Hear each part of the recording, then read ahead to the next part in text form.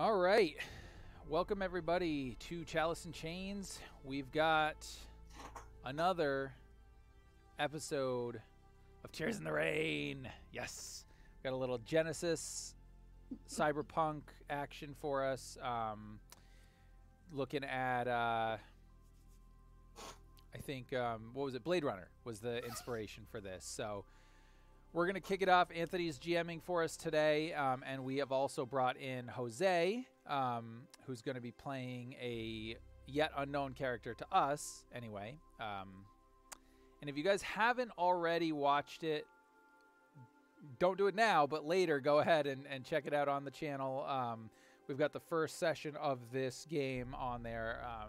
Super fun, so we're excited, but now we're live on video in color. I'm going to kick it over to Anthony. All right. Hey, thanks everybody for watching. Hopefully you got the first episode under your belt.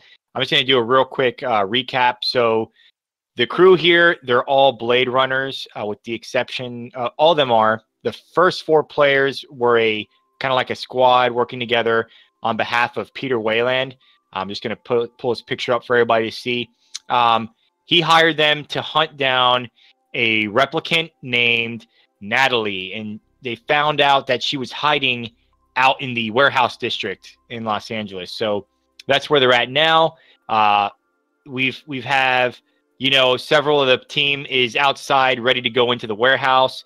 We have Sam's character already up top on the rafters. He sees her. She's with two little kids.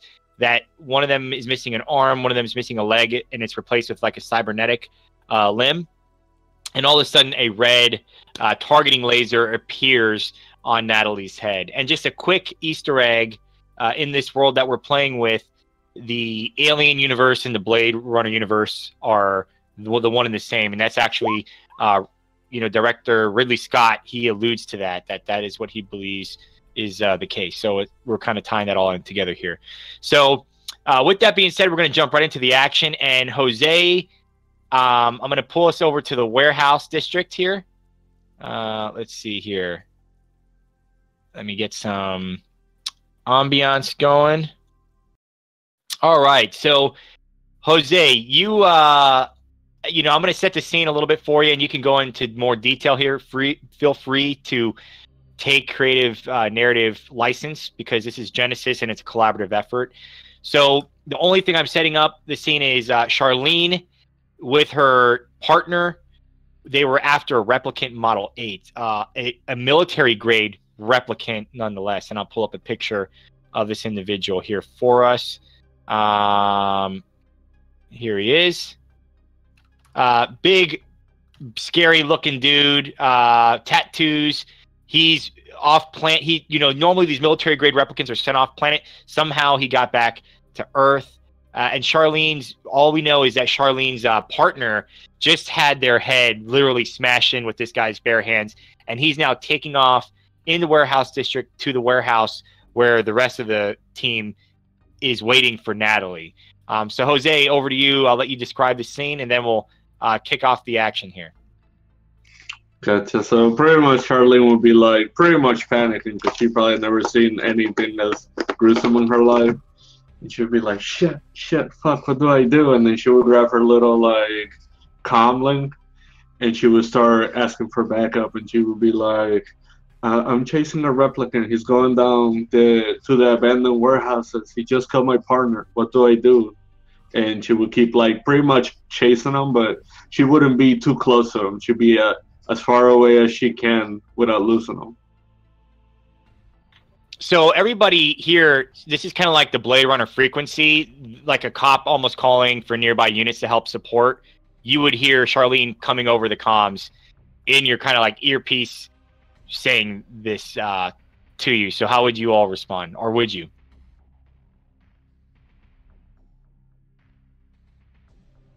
I wouldn't yet. I think so Michiko would be looking around. We're out, since we're still outside, correct? Think looking around and turning to, I forget who's with us. It was You got Eri and Dish with Eri you. and I. Oh yeah, right. Eri and Dish and I. So I think I would turn to them and say, and just kind of arch an eyebrow, like, guess we better keep an eye on that.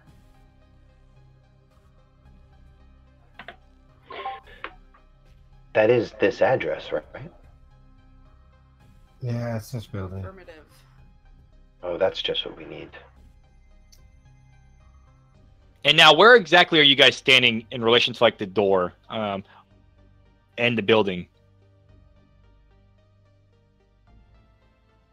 I thought. Oh, wait, how it didn't end like that? Wasn't there like a red dots or something at the end? Yep, inside that Camila The saw. building there? That's Correct, where I not am. yet. Yeah, you guys didn't get in yet. I thought we were in. So I think we were en route Yeah. to head inside when we ended, right? So Yep. Yeah. So I'd say like you're fair. Like right now, I imagine you guys is like right outside the doorway to this large warehouse, or one of the doorways. There's not one door into it. There's many, but you're on one side of the building, I'd imagine. So with that, we have Camila inside on the rafters, and this is kind of happening at the same time as like the target's going on, but it's all happening kind of simultaneously. And the three of you are outside. So, and then Charlene, you don't necessarily know where she's at. You just know she put out this call on the radio, and I imagine she's running after the replicant towards the building, the warehouse that you guys are about to go into. Wonderful.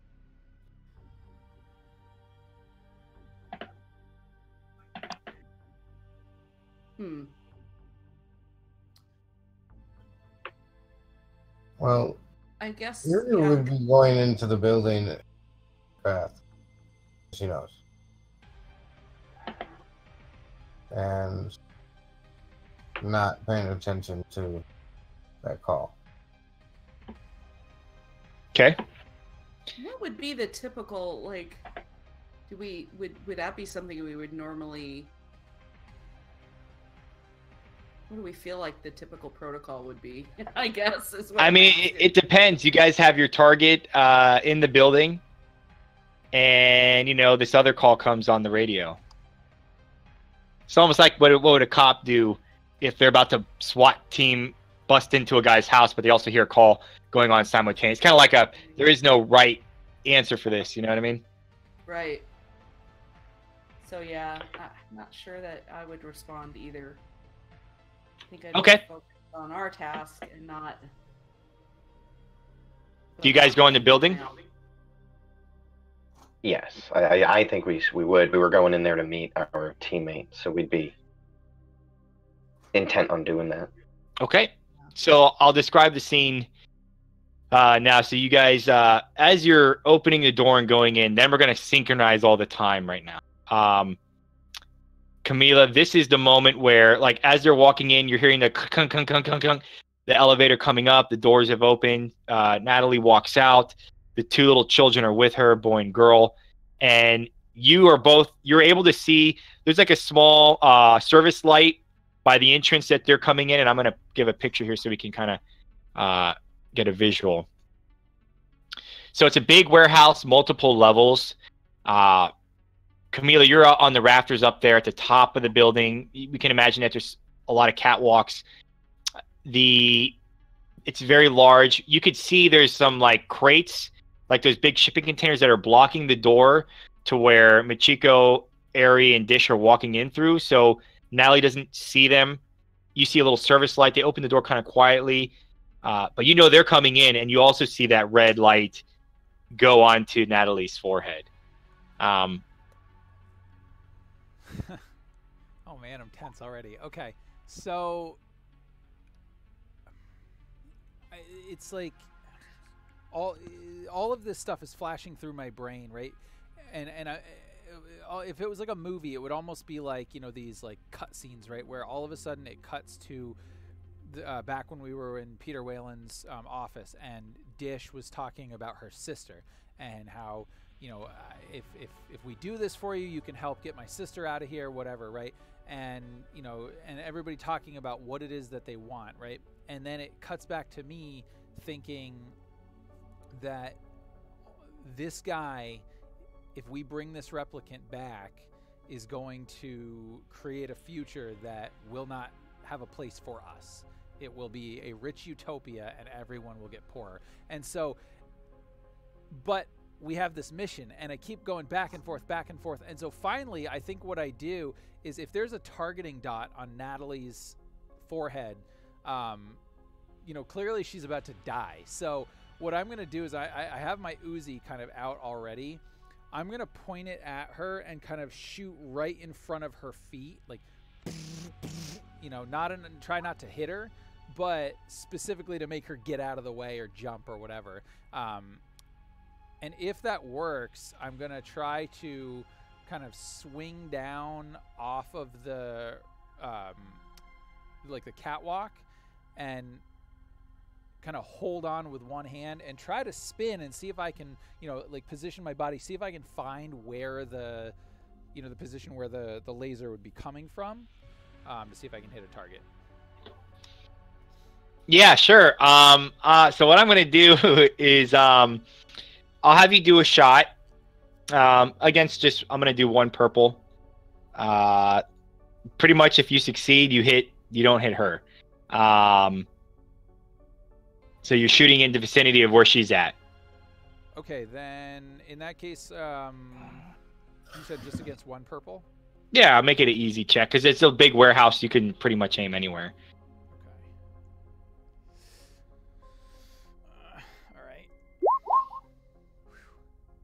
Okay, we got a threat and we got a triumph. All right, the threat, I'm going to give you just a strain. Actually, let's see, that one threat.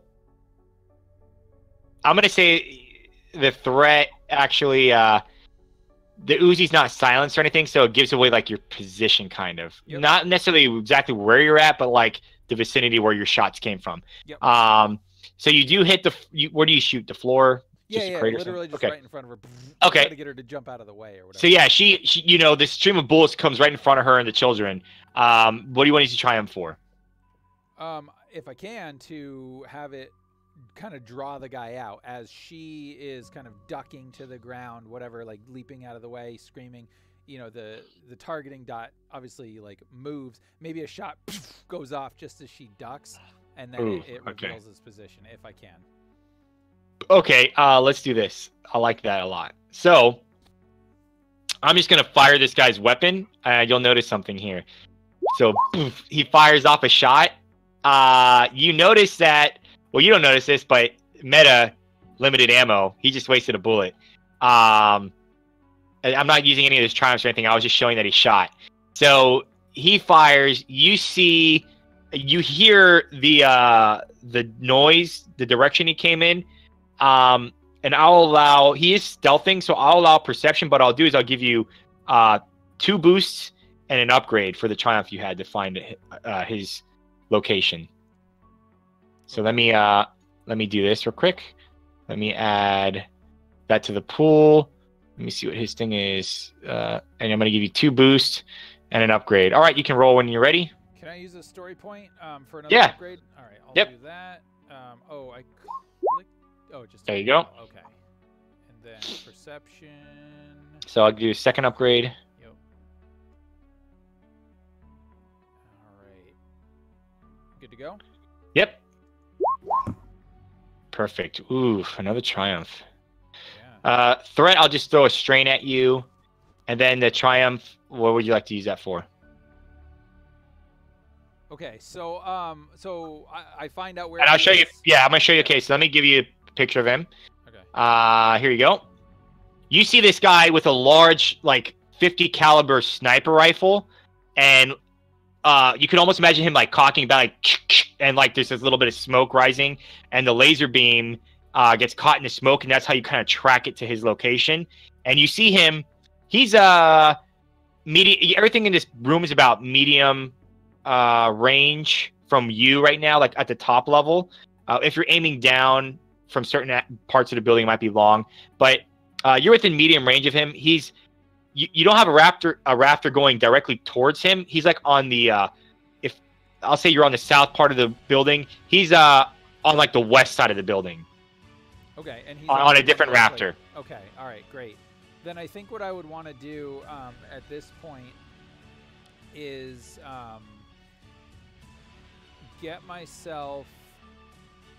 swing myself kind of up, and maybe I'll say, you know, that like it's the cybernetic,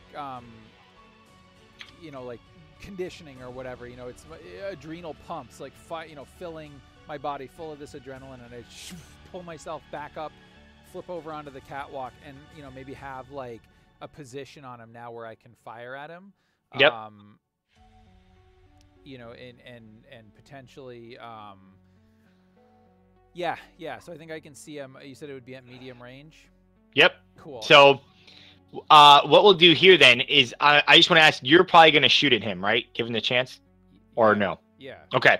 Perfect. Everybody else, you hear these stream of bullets come out like an Uzi shot. I'll give you a moment to react to that. The three of you. Pretend you have I'm giving you like 10 seconds of like reaction time before I go into the next what's going to happen. I draw my weapon and again look to the others. Camila? You have no idea where the shots came from because you wouldn't have been able to see necessarily who was shooting. You just know that you heard like a stream of bullets. I'm saying to them, oh, do you think, you know, it's like, Camila, is that... Yeah, no, because you know she does have an Uzi. Right. So... I think we just figured out where she is. Yeah, and kind of the same. Sorry, I'm trying to actually figure out what. Okay, so I think this would be like a pistol. Yeah, so Dish also pulls out her gun immediately and kind of like goes up against a wall and was kind of looking around and kind of is about to say the same thing you are, like right as you say it. She's like, that Uzi. Mm-hmm. Eri, what are you thinking? Yeah, she's just following suit and bringing up the rear. All right. So at about this time, you guys would hear like a poof, poof, and Sam, I would say your character can see this. Everybody else can hear it, like just loud thud.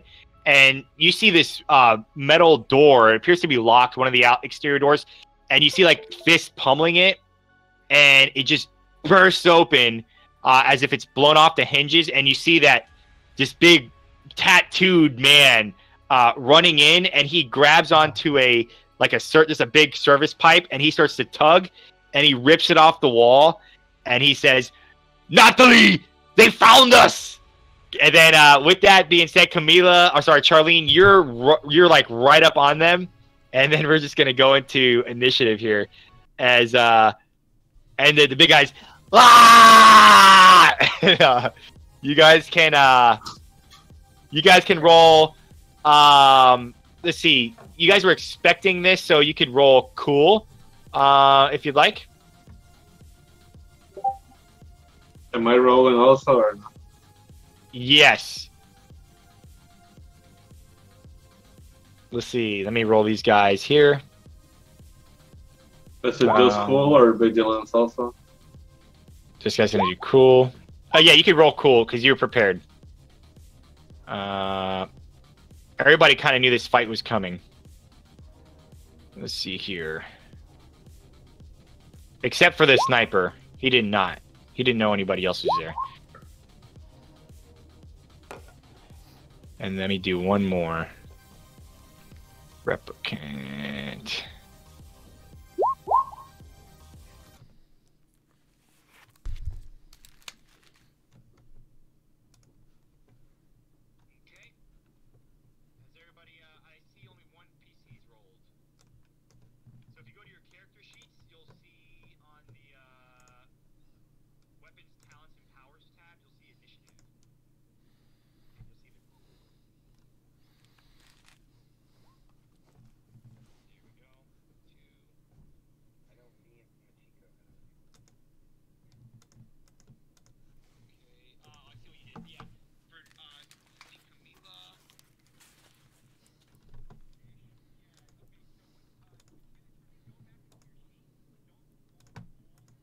Skill, make sure you roll it from the weapons, talents, and powers part of your sheet. and then it'll autofill the initiative tracker. Oh, okay. Do you need us to re-roll it then? Yeah, if you could. Let's see. So, I'm sorry. We find that in weapons. Okay. Oh, okay. Oh, crud. What are the odds I'll get the same result? To redo it, or I'm good? No, Charlene, you did it correctly. Michiko, you did it correctly now. Let's see. We still need cool from Camila if she hasn't re-rolled. And here we go. Sorry. Yeah. Okay. No, you're cool. Yeah. Here we go. And Dish, if you haven't re-rolled, if you could. Okay, you did. No, you're good. All right. Let me do descending. All right. NPC start off first. So just quick meta explanation. In Genesys, if you're a nemesis, you can go twice, and that is to ensure that your big bad guy is not easily defeated by a party of 5, for example, because of economy of action, where you guys, the PCs, would go a lot. No matter how tough the bad guys, he'd probably be defeated. So this big replicant, he is a nemesis. He will go twice every round, and the sniper will also be in this encounter. Right now, Natalie is not in the encounter. I'm going to be using her more in a narrative sense. She's not actively fighting. You see her almost like safeguarding the children, and she's running towards a container that's nearby that's opened for cover. Okay? So I'm going to say the cloaked figure goes first. He's going to point his weapon at Camila. Let's see here. And he's going to fire his sniper rifle at you. Oh, so I got to add the difficulty to this. I did not do that. I'm going to give 2 2 purple. I'm going to give him a setback because he got caught off guard. But he is going to aim. So that's a boost. Whoa.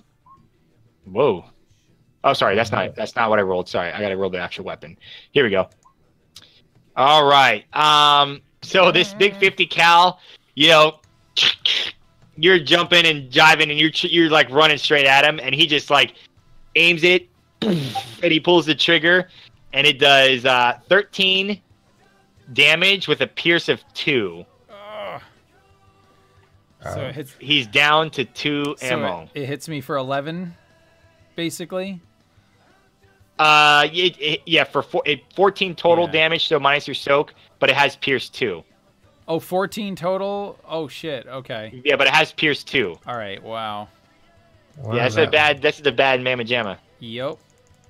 What does that mean? That means that. So pierce ignores for each pierce it ignores 1 soak. Yep. So this is pierce 2, so it ignores it. It pretty much goes through 2 soak. Yep. That's scary. Yep. I'm really hurt. So he opened up with like a minigun, basically. No, he has a sniper rifle. He pulled it around. All right. And he just fired. So maybe if you'll allow it, maybe what I'll say is that as I was kind of swinging back up, he fires, and I think maybe what happens is like it hits me in the shoulder, and I tumble backwards and like fall off the railing of the other catwalk, and then I think maybe what happens is like I managed to kind of at the last minute, again because of all of that like adrenaline and the adrenal stimulus, like managed to catch on to something and slow my fall just enough, but I'm like basically on the ground at this point, just like huddled, bleeding. Oh, so you want to fall like all the way down to where the other people are. Well, yeah, just like, down to the ground level. Okay. Yep. Yeah. I'll allow that. Yeah, so you see, you guys hear the shot go off like a cannon, and you see Camila just falling down. Now, this is very odd. I'm going to explain. I'll explain the scene in a little bit. You guys see, like, the lights are kind of like, hanging from the rafters, and you see this body falling and like hitting the rafters. And what is very odd that you see, Michiko, you particularly take notice of this, okay? More so than anybody else. You see immense amount of like a milky yellow whitish fluid just like spewing out of Camila's shoulder. Oh, really? As she falls and she like lands. She lands within, I'm going to say, short range of you all. So she lands kind of nearby. And I'm going to use these 2 advantage to give a boost to the next NPC that goes here. All right. The big dude comes in, and he's now seeing Camila falling from the rafters, and he looks around, and he starts to head towards her. Are you guys going to yell anything at this time? Like, do you want to distract him, or you just want this guy to, like, charge over towards poor Camila, who's splattered? Would I seen her or not? Yeah, you're behind him. Charlie will probably be like, "Stay away from her." All right, so he's going to turn around, and I'm assuming you're right outside the building.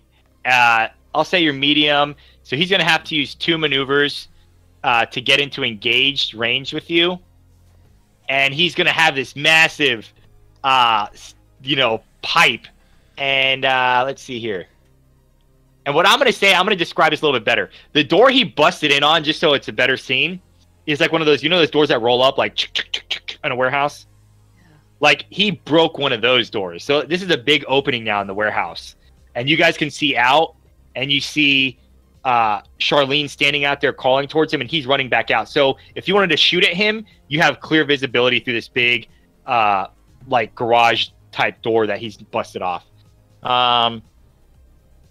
All right, he's going to run at you with his big pipe, and I'm going to give... It's 2 purple. Let's see here. Do you have any dodge or anything like that, Charlene? Let's see what I gave you. Can I just double quick check draw. something? Yeah, go ahead. They were upstairs, though, right? No, you're all on the ground. Camila's up. The sniper's on the top floor. Right. The big guy came in from the bottom floor. Oh, I'm sorry. I thought he ran right even with Natalie. Oh, okay, so he was in the bottom screaming that. Yes, correct. And Natalie came up like an elevator. Mm-hmm. So she was like underneath the warehouse floor, but she's now on the ground level, hiding inside of a container. If that makes sense. Okay.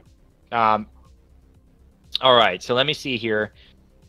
I don't think I have any dodge abilities or anything. Nope, you don't. I'm gonna say it's just for this first attack, because he's kind of like, well, no, he's not gonna get any setback, I don't think. I'm gonna give him 1. I'm gonna say it's raining. He's caught off guard a little bit. He saw that woman Camila falling from the roof. He didn't know what the hell's going on, and he's just like, super pissed, and he swings at you. Ooh, he missed. Okay, describe how he misses. I guess, how does he miss you? He swings this big, massive, pipe at you. Well, probably the fact that, I'm a little girl, so maybe he was misaiming, like he's not used to it. Mm-hmm. And right as he goes to hit, she would notice and she would, move out of the way. Okay. I'm going to use the advantage. I'm just going to roll it forward and give him another boost die. He'll get 1 boost die for 1 advantage and a 2nd boost die he's going to pass it to himself. Okay, PC's turn. Who wants to go first? I do. All right. I call out, Camila, and I start heading for her and, check out her injuries.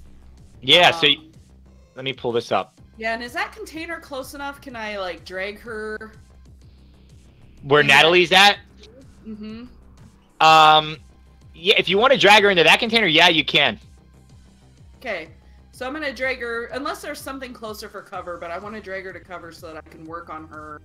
There's other, racks of just a bunch of utilities and things like that are in the warehouse, barrels and boxes that you can hide behind. And I would say there's a few other shipping containers probably in there that you could hide behind if you want to get into if you want to not go to where Natalie's at, or you could go there. Right. I think then I'd just go behind take her behind the closest container to us. Okay. Yeah. Yep. You find a container, you're able to drag her. You notice that there's just this pulsating fluid that's coming out of her, and it's definitely not blood. It's like a white milky fluid. And I think if Michiko is kind of grabbing me at this point, I would be like, no, Michiko, you leave me. We must find the target. We must get her out. we need you. We need every hand in this battle. Did you see that guy? Yes. Camila, also real quick, this would be alarming to you, seeing that fluid coming out of you. It would be alarming. Is this a Okay. fluid that I would be familiar with, having had some cybernetic. No, I mean, cybernetic doesn't. It just is a robotic type thing. You know, Camila maybe has some type of cybernetic implants. It looks like, but she's not she's not a robot that you know of. And she's just like, she's wondering. Camila's also would be like, why is there not blood coming out of me? And you would be kind of questioning the same thing, like, why is she not bleeding? What is this? Right. What is this? What? I've not seen this. And I think I would be gritting my teeth against the pain, and my eyes would kind of be trying to focus on you, and you would see that they kind of are having a hard time. And I say, listen, Doc, if you have any stims, I'll take that. Anything, adrenaline, something to keep me going, but we don't have time to patch me up right now. So I pull out my med kit and pull out anything of that nature that I don't You'd know. have like a stim pack equivalent, like some type of quick, you know, we'll call it adrenaline in this, right? Like you're gonna pump them, Right. And they would gain 5 hit points if you use that on them. Sweet. I Or will 5 wounds, sorry. absolutely use that. And then do I find that on my? Yeah, it's probably right here. No. And I may not have it in your equipment, but we'll just say it's there. Yeah, you have one. You have one for each person in your squad. Oh, perfect. Yeah, Yeah. so I'll go ahead and use that. Awesome. Okay. And I think maybe like as she does that, she pops the stim or whatever in my arm. I think maybe that like yellow liquid would start, because my heart is pumping faster now. It would start spurting out a little bit more. And I think what I would do is like as she sticks it in me or whatever, I'm like, as I'm like, this hole in my shoulder, and I pull my hand away, and it's got this, this is yellow liquid, and I'm looking at it, and I was like, what the fuck is that? And then I say, and I kind of wipe my hand off. And is this like big hulking thing on the ground now with like in the thing here? Okay. You are now everybody is now on the ground level of the warehouse. Okay. You are in the warehouse. You see this big garage type door that this replicant broke off the hinges. Mhm. It's now open to the outside, which is raining, and you see Charlene kind of like dodging out there while he's swinging this big pipe at her. Oh, okay. And the sniper is most certainly still up on the rafters, to your Okay. knowledge. Shoot. All right. And I would say to Michiko, where's Natalie? Where did she go? She ducked into a container with those kids. Where? Which way? You hear the container like little okay. kids screaming, like in there. It's really loud where they're coming from, and you hear like a kid banging on the wall in there. I'll literally like drop my Uzi, and I will just start running towards that container, pulling my my carbon fiber sword out. Well, yeah. So on your turn, we'll do that. You still have Michiko. You still have an action because that maneuver is for the stim pack. All right. Oh, that's awesome. So I will duck around the cover and fire at the big replicant guy. Yep. All right. So that is all right. So the replicant is going to be in medium range of you. So it'll be 2 purple. However, he is adversary 2. So that's going to add 2 upgrades automatically to his thing. And I believe, give me 1 second. He has, let me just find this real quick. Talents. He has defensive, which I believe gives him a setback to your attack. Give me a second. All right. Nope. It is just 1 setback. Yep, defensive stance. Okay. No, he's not going to use that. He has to use strain to use that. So he's just going to do. It's just going to be 2 reds. I'm going to give. You gonna? Or do you want? You could take strain and aim if you'd like. Yes. Okay. Absolutely. So take. I believe it's 2 strain, and you're going to get a boost die. Alrighty. And you can fire when ready. Okay. Where's the? Oh, right here. Nice. 6, 7, 8. 8 damage. Let's see here. How do you want to use that advantage? Do you want to recover your strain? You like 1 strain, or do you want to do something else with it? I will give that to the next PC for a boost. Okay, you can give it to next PC. So let me see here. He took 6, 7, 8. So he took. All right, he gets hit for 3. Pierce 2. Nice. So that goes through. Wow, that's perfect. So 6, 7, 8. All right. It's now. Who wants to go next?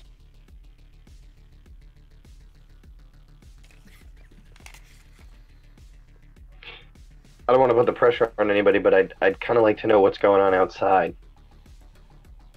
So I kind of want Charlene to take it so we can see how this little melee's progressing. Alright, sorry. I'll be more than happy to take it. So what's going on with the big dude right now? He's right up on you, and he is swinging his big. He has his big pipe, and he's swinging it at you. Let me see here, and I think you're going to be. He just got shot too, right? Charlene did not get shot. He did. No, yes, no, the big guy. The big guy got shot in the back. So you see him like, he's like kind of yelling in pain there. And if you're going to attack, what would you want to do? Would you want to shoot him, or because if he is he is engaged with you. Let's see here. It's going to be too difficult. An extra difficulty for that. Would I get any advantage since he just got shot? No, well, unfortunately, you are getting a boost die from the advantage. So I'll say that advantage was he's like reeling in pain, so that is the reason why you get that boost die, narratively.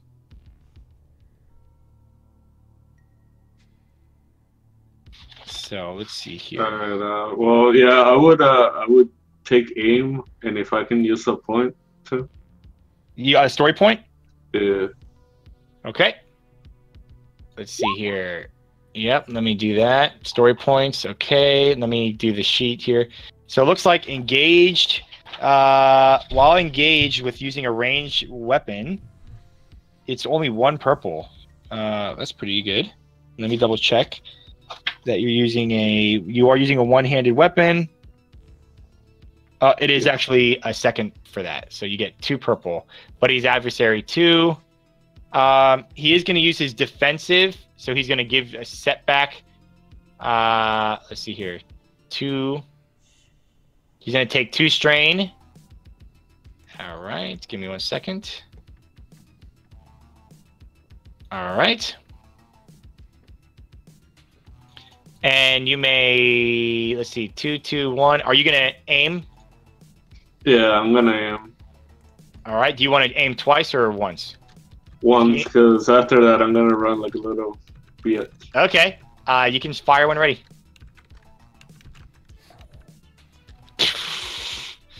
All right. Describe this.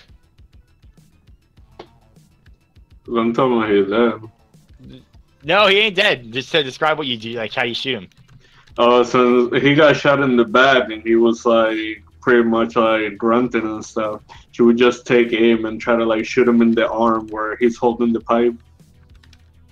Pretty much take advantage of the, the situation. Okay, and the threat, I'll give a. I'm gonna use the. Let's see here. I'm gonna use the threat as you hear the door to the container. It like bursts open, and you see Natalie grabbing like one of the children as they try to run out. They haven't run out yet, but you see like they're trying to now run out of the container.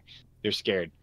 And we'll go to the next PC's turn. Oh, and you run. Where do you run towards? You run into the warehouse or you run out away?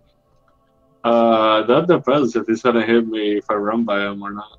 No, there's no opportunity attacks.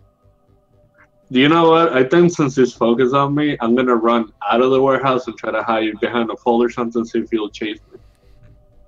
So describe that one more time. You're gonna run where?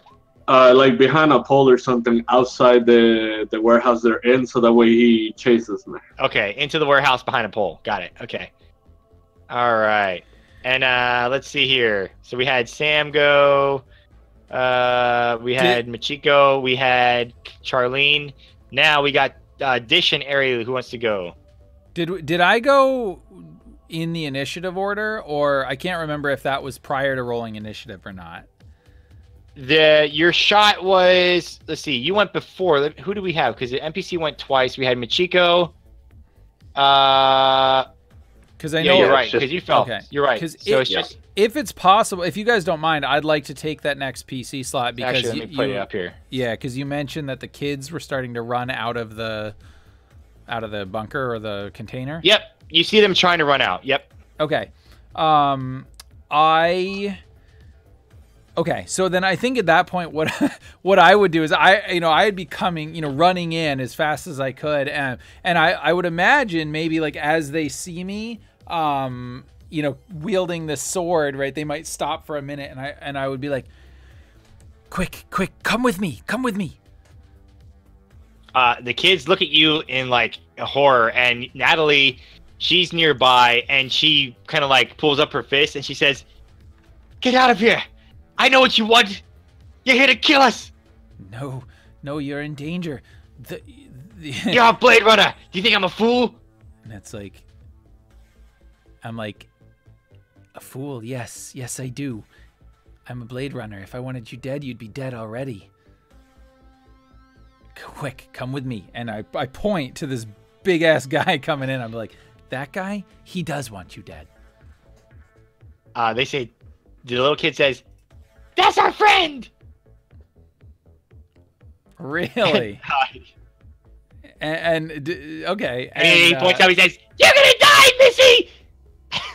And oh, Jesus. All right. And so then I would say, he's your friend. So he's defending you? You killed people. I've killed no one, but. And I would ignore this kid at this point. You see a little, that's a little boy, and a little girl comes and like tries to kick you in the shin or something like that. Oh no. All right, I would look to Natalie then, and I would say, okay. And I will add this narrative flavor. Yeah. You do see the little children. They unsheath like little daggers. Okay. Jesus. All right. And I'll be like, all right, I'll be honest with you then. We're not here to kill you. We're here to bring you in. Mr. Weyland would like to have a meeting with you. Now, I have a feeling that we can go in and your friend there can live. Or we can continue this fight and him against now it looks like 5 Blade Runners. Your choice. All right. I'm gonna allow a social check here. All right. So we'll do here. I'm gonna let you tell me kind of which one you're trying to use. I think that I want to, because I may misinterpret it, but what exactly like. Yep. Let me just take a look. I think that. Where's my? Oh gosh, this is such a weird sheet. They break it up here. Okay. Well, it's not. So it's not exactly deception. I guess it would be. Maybe it's probably more coercion, I guess, than anything else, because I'm basically trying to threaten her with, if you don't do what I say, your friend's gonna die. Yep. Okay, so that's gonna be a check against her discipline. Okay, give me a second. Yep, I'll use a story point on that to upgrade it as well, because I feel like with the tense, the tense situation that we've got going on here, and she's got to know that other Blade Runners are coming in. I feel like that, that might add weight to my words there. Yep. Okay, so it's gonna be against 4 purple. I'm gonna use a story point, upgrade it. I'm gonna give a setback because she knows you're a Blade Runner. She's no idiot. But I'm gonna allow you to do. Do you want to try to get boost here? Yeah, absolutely. So can I? Well, first of all, can I say that? I'll treat it as like a combat encounter and say like you can aim, and that's like your boost if you want as a maneuver, and you can take additional strain to take a second. Okay. Well, what I was thinking was something more like. Well, I know. Did when Chris went, did she have a leftover advantage that I could use? Because I think that would give a boost, and I think she gave the boost to Charlene. Oh, she did. Okay, never mind then. However, she did fire, right, and was successful. Can I and damage this guy? Could I use that to get a boost to say, look, your friend is already damaged, and we've got more coming in? Sure. Okay. And then, yeah, I mean, I guess if I can take, if I can sort of take like an aim maneuver or whatever, narratively to add another boost, I'll do that as well. So 2 boosts and an upgrade. Yep. Perfect. All right. So what did I say I was doing? Coercion. Alrighty. You may roll when ready. Just a straight up failure. And so I'm going to treat this is your turn. And she's going to say, okay, we're going to come with you. All right. And, all right. Let me see here. I'll do something at the start of the next round. Great, thanks. Is there a like a side entrance out of here? Oh, the warehouse? Yeah. Yeah. Okay. There's a big door that was busted. There's a door Michiko and everybody else came in, and then there's like another door. There's probably like a door on each quadrant of the warehouse. Okay, I'll start heading out, and as I do, I'll kind of get on our internal comms, and I'll say, Dish, I've located the target. I'm extracting them now. Call in the LAPD. Tell them that there is a hostile replicant in the area, and that innocent civilians are in danger. Bring them in.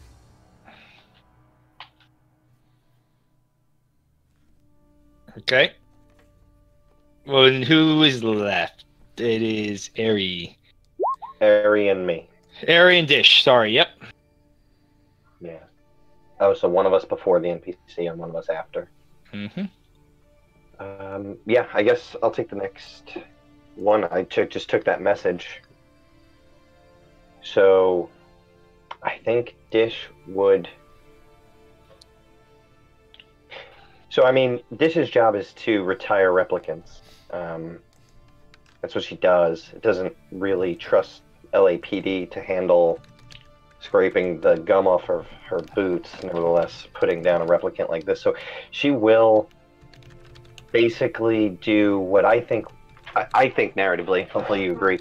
So I think she would do the bare minimum to follow that command. She would send the equivalent of a text message to the LAPD. Essentially, yeah, I don't think it would be out of the ordinary for a Blade Runner to give that kind of alert without getting on the phone necessarily, but I would basically send a general coded alert like LAPD code 8527 with like whatever bonus number, like, perhaps 221 to indicate like of high risk magnitude. And I would even like pause for a second typing that, and then I'd be like, 221 and hit send. But then I would, pistol already in hand, turn the corner to the wall that I had positioned myself on. Yeah, I'm gonna stop you right here. Okay, hold on to that thought. Now, I want to give you this piece of information before you go any further. LAPD has a really good like emergency response system in place. And when you send that back, you get like an instant response kicking back, and it says like Blade Runner badge, unidentified, invalid request.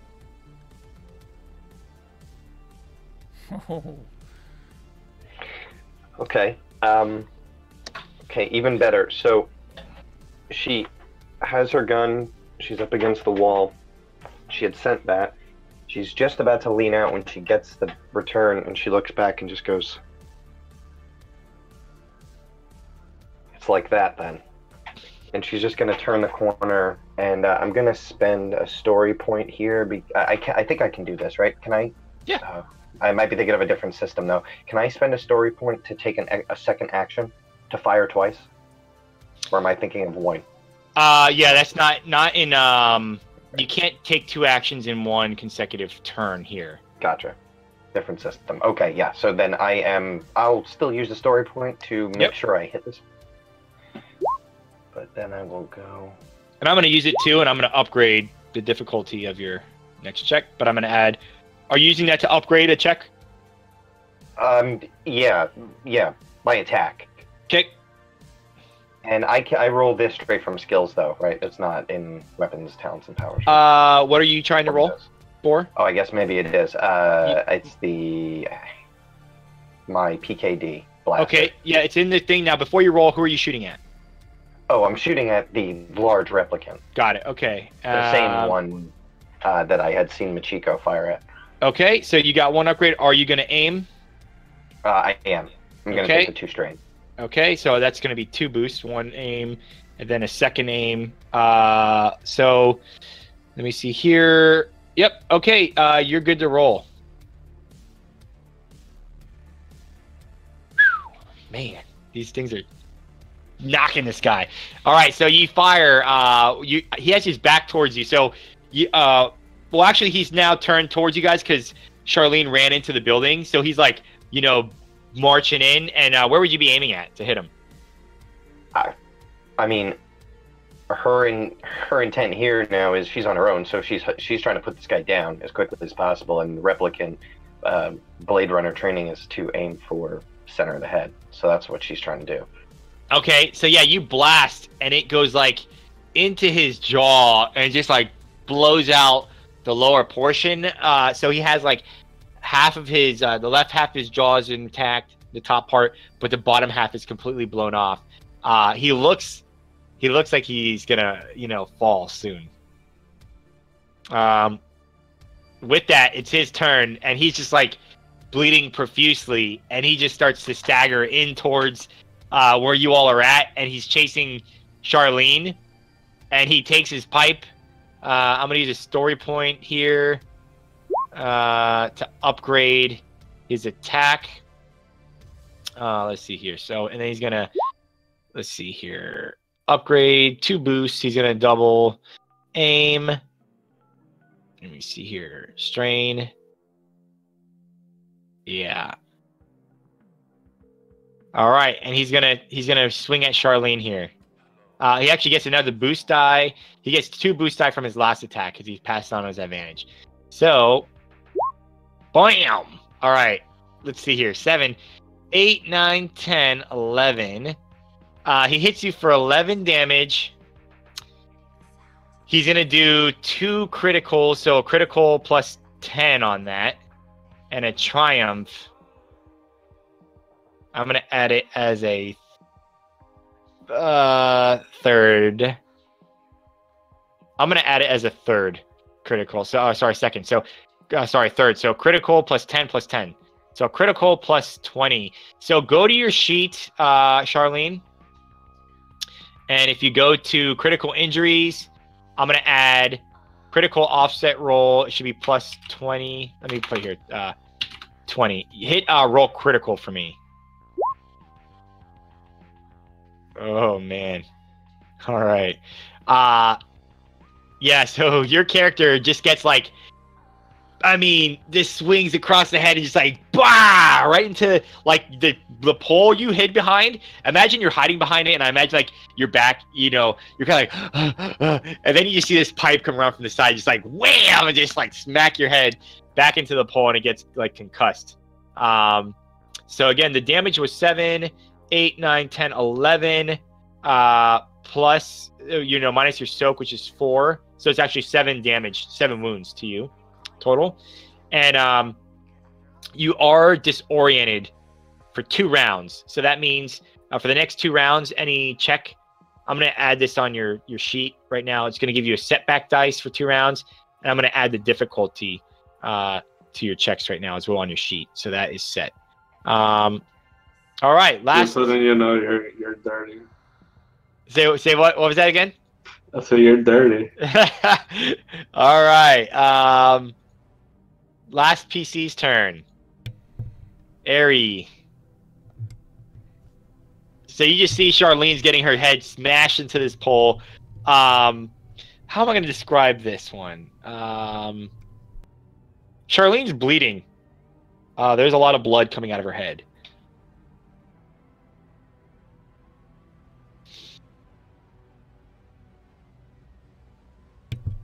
Fighting with the mute button. Just regular old red blood. Just regular. This one's regular blood. Good old regular blood. All right.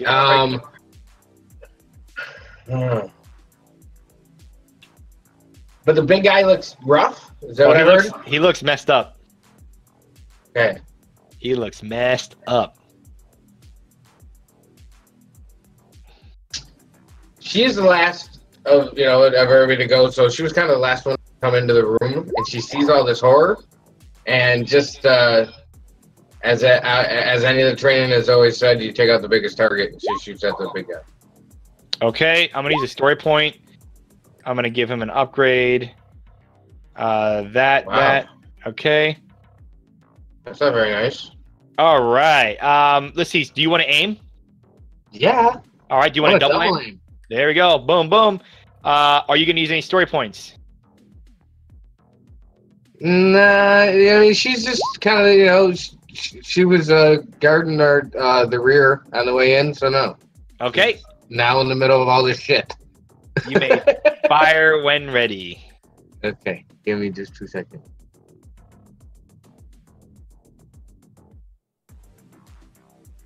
I all of a sudden got hungry. So I'm just using, come on, D-pad, do what you're told. And it should be your weapons are under the... Yeah, I got it right here. Yeah, there you go. Yeah, I got it. Like I said, I'm doing a D-pad. All right, 3 failures, but 2 advantage. Oh, no. So you can pass on the boost die to someone else if you'd like. Yeah, that's great. And then I shoot myself in the apparently. All right. Who do you want to pass it on to? Just the next person, or do you want to pass it on to someone in particular? I want to give it to the next person. Okay. That was right. Top of the round here. You see Natalie narratively going to actually take a turn yet, but Camila, as you walked away, she's like grabbing the kids, but she's like running towards an opposite exit of you. Just so know that she's not getting like out of your range yet. She's just like taking off with the children towards another exit. So just keep that in mind, everybody. So now, all right. As you're doing that though, you see this red dot, like it goes. You see it going across the floor, Camila, and everybody else that's kind of like looking, and it raises onto Natalie's back as she's running away. Let's see here. I'm gonna use a story point here to upgrade this. Check. He's gonna double aim. Let me see something else. Yeah, he's gonna fire. Bummer. So you see this shot go off at Natalie. Let's see, 9, 10, 11. 11 damage. What is that? Let me see her soak. But pierce 2. So 11 minus 3. Okay. 2, 3, 4, 5, 6, 7. Yeah, so she just gets like, boom. You see his shot go off, and it just hits her in the back, and it actually goes through her chest. It pierces, and you see her yell. She kind of falls on the floor. The kids, they start to scream, "No, Natalie!" They grab her and they're like tugging on her, and they're trying to like drag her body out. And you see them like screaming at the top of her lungs. They're scared, and she's kind of like, you don't know if she's dead or not.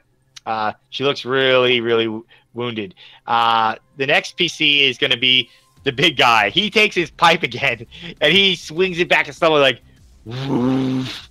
And Charlene's still like dazed and confused, and this pipe is about to come right onto Charlene's head again. Let's see. Do you want to use a story point here? Yes. Yeah. Yes or no? Yes. Yeah. Okay. Just go into your thing and hit story point, and I'll upgrade the difficulty. I'm going to use a story point to upgrade it, because why not? I'm going to give him a setback because he's really wounded. He's going to double aim. Use a story point to upgrade. Good luck. He swings. Let me double check something. Okay, that's all good. He swings. Funk. And just the pipe comes back. Boom! Against your head. For 7, 8, 9. 9 damage minus your soak. I believe your soak is, what, 4? So 5 damage. He's going to use, and does that knock you unconscious?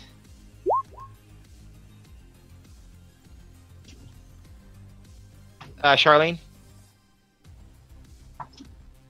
Pretty much. 5. Oh, wait. All right, so Yeah. you're not dead. You're not dead. All right, so you guys see Charlene's just like head just get bashed in again, and it just like kind of you hear this crack like, and she just like falls onto the floor, and you see him as he like pipe up, and he's like raising it in the sky, and he's covered in blood, and he starts to like lumber on towards you guys. Who wants to go next? So I say, one, the irony that Jose's character is getting beat with a pipe is not lost on me. And yes, I think I would. And then if it's all right with you guys, maybe I'll take my action, and then maybe we can take a quick break. Yeah. Cool. All right. So yeah, I think then I'll go ahead and I'll take the first slot. I think when I see Natalie go down and the kids are sort of freaking out a little bit, I think what I would do is there anything nearby that like could give cover that I could pull her body over to examine her to see if she's still alive or not? Yeah. There's some large like metal crates that you could pull her behind, and some like metal equipment. Okay. I think I would do that. I would just kind of grab her body and just start pulling her behind cover. And then if I'm able to do that successfully, then what I would do is try to examine her to see if she's still alive. Yeah, she's breathing. She is. She looks like she's still maybe able to get up with some help if you help her up, but she's not unconscious. She's still breathing a little bit. Okay. And I would get on the comms at this point, and I would say, Sniper is still active. He's taking out the target. You guys must locate him and terminate immediately. And to the whole team. Okay. And I'll give you a, I think that would be like a maneuver to drag her. Yeah. Yeah. So you can still take an action. Okay. And then I think what I would do is I would get back on the comm just to Dish. And I would say, Dish, did you hear from LAPD? Are they on the way?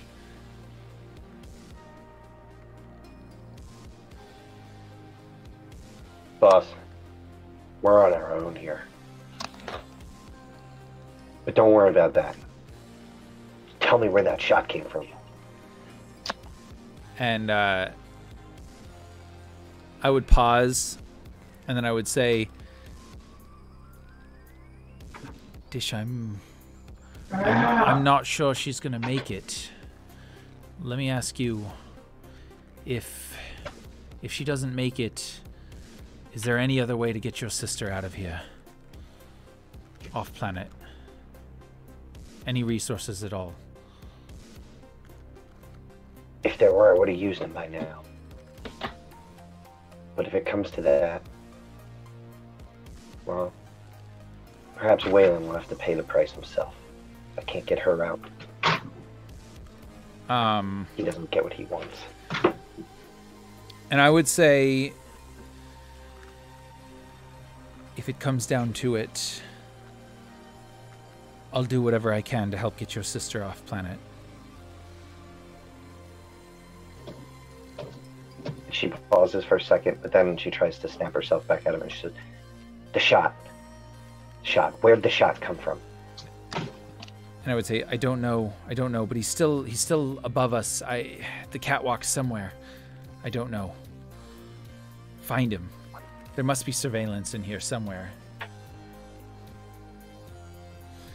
And I don't know if that is a good time or not, but what do you think? Is that a good time to take a break right there on a bit of a cliffhanger? We can, if you want, I'll let you do one action. If you want to fire or do a perception to see the location, then we can go to the break. Because you still have an action that you can use. I think I'm gonna just hold there. I'm just gonna wait. Okay. Yep. Then we'll come and do that when we get back. Perfect. See you after the break. Oh.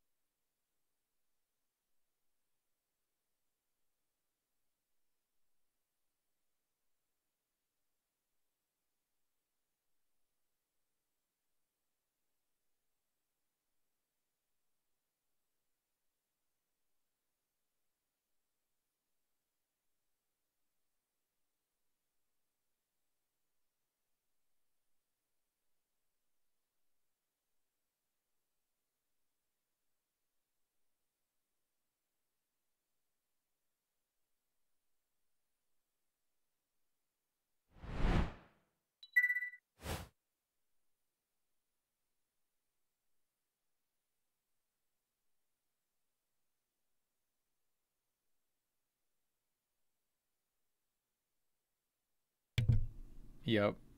I'm getting beat. That's what I love about Genesys, though. It's like combat is brutal because, you know, it's like, I mean, one hit and you could take half your wounds, you know? I was like, oh, God. I literally... Yeah. Yep. Yep. No. Yeah. Increase the tension. I know. It's... Oh, man. It's brutal because it's like with that one hit, and it was so perfect narratively because I'm like, that's what a friggin' sniper rifle should do, you know? But, like, I literally... Thank God I had 4 soak because, you know, I was like down... I think I had 10 wounds out of 12. I was like, even with the soak, I was like, oh, no. That pierce, too. Ooh. Yeah. Yep. But, yeah, so, you know, anybody watching at home... Genesys and, you know, the Star Wars system that, you know, built on the narrative dice system is really interesting because one of the subsystems they have is weapon qualities. So as opposed to things like feats maybe in, you know, D&D, weapon qualities are another sort of added complexity to the game that can really make things intense. And pierce happens to be one of them because it'll pierce through your soak and make you bleed, and it sucks.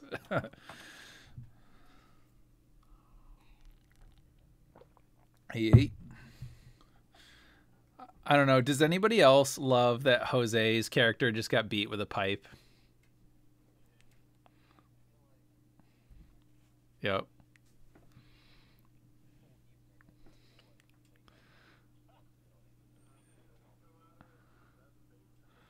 Yeah.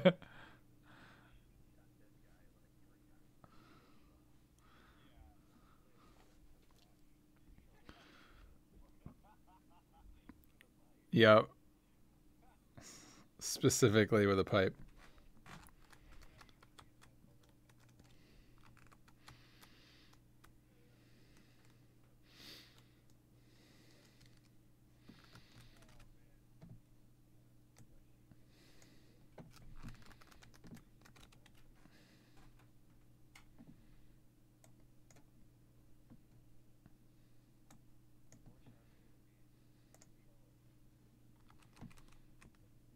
Yeah.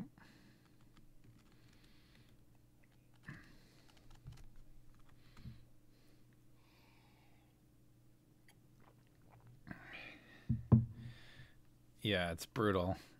Brutal. Yeah. Oh. Oh.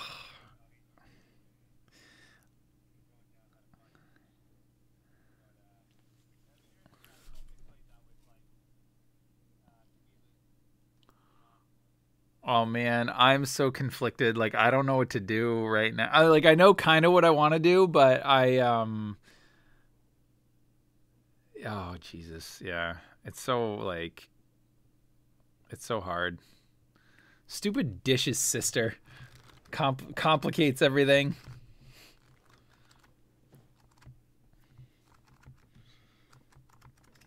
Mhm.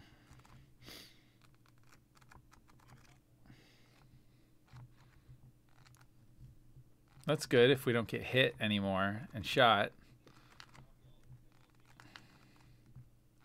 Oh. Yeah, those kids are safe the minute until they attack me, and then no. Like I don't want to kill any kids, but oh Jesus, if they stab me, they're done.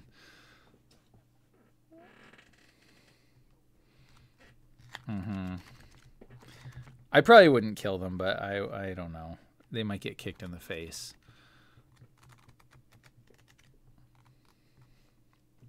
Yep. Oh, yes. I know. Why did we... You guys shouldn't have come in here. I don't know what you were thinking. Yeah. Yeah, literally, it's like you hear a Uzi, and then you hear a, and you see a body, you know. Yep.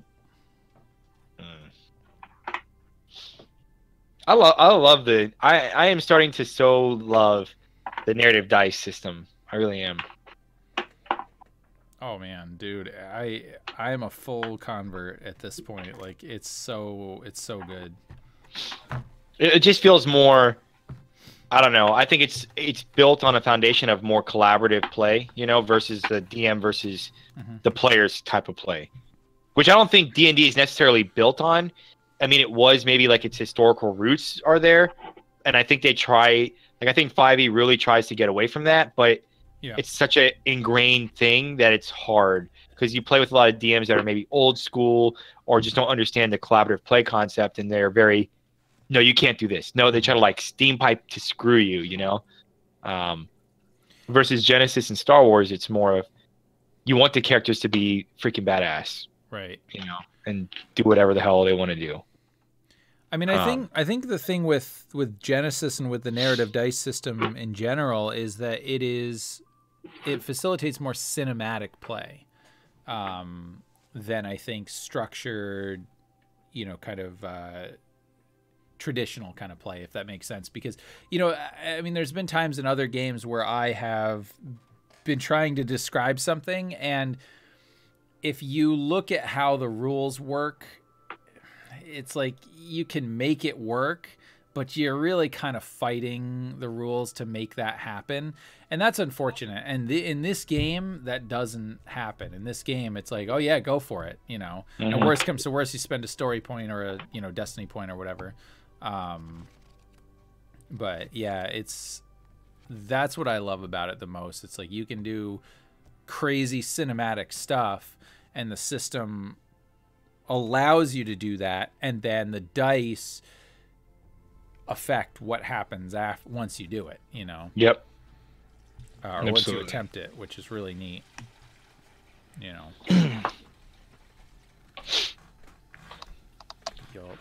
Yeah, but the dice are judgy.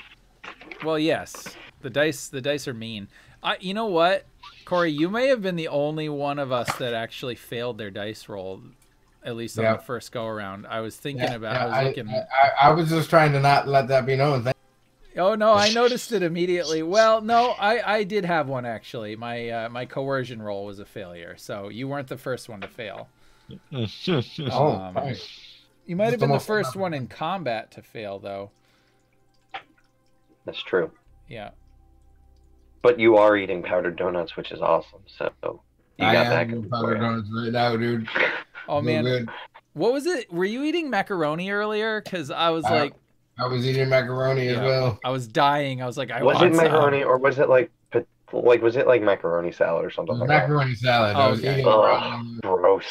10 tons of celery that was in it. Yeah, holy shit. Yeah, it's just all like success. And then like the well, then I fucked up, Sam. Yeah, no. You were saying the dice are judgy. They are judgy. And then the NPCs failed. And then but it was just freaking me out because I'm like, you guys have never succeeded that much in our Star Wars game. Like, nope. You know, like I don't know if you've had that many successes the entire, you know, time. Like I was like, what is happening here? You know, because I had people tell me like, oh, you know, they succeed so much in Genesys. I'm like, what game are you playing? But you know, apparently they do. Amazing. All right, I'm gonna take you guys back. Just gotta sit up a little bit. I don't want to go back. I don't like it. Oh, we're going back. This is some scary shit. I'm scared. Me too. I just got beat by a pipe by a gorilla. Badly. What is it with you and things with pipes? Yeah. I don't know. It's kind of your thing. I was starting to think, Jose. Sorry, that's my fault. I think Jose had a little less choice on this one. I think you're right. At least it wasn't him initiating the pipe this time. Oh man. I don't recall him headbutting the pipe tonight. True. So anybody who has not watched the Sunday Sandbox adventures on my channel, you should, because this joke will make a lot more sense. And yes, and you laugh hard. That's it. That's all. Yeah. And so, Sam, whenever you're ready, I think you have the action still that you need to do. Oh yeah. Oh, that's true. Well, I guess I do still have an action. So I think I'm still gonna wait because I'm gonna hold my action or whatever because I'm waiting to see what happens with this sniper. So yeah. So the next PC can go. Okay. Who wants to go next? I want to go next. All right, you're up. All right. They keep talking about the sniper. So you got the sniper. You got the sniper out there, and you got big dude with the pipe that is like coming towards you all now. With the missing jaw, like his jaw's just blown off. You know. All right, I'm gonna shoot him in his stupid face. All right, let's do it. Let me see here. I'm gonna do. Let me see here. I am gonna use a story point. I'm gonna upgrade. It's gonna be versus adversary 2. No setback. Are you gonna double aim? Yes. And if you want to use a story point, you can. All right. So I was thinking that like she's been kind of in the back of the battlefield per se the entire time. So she's really been able to see what's going on. So I would like to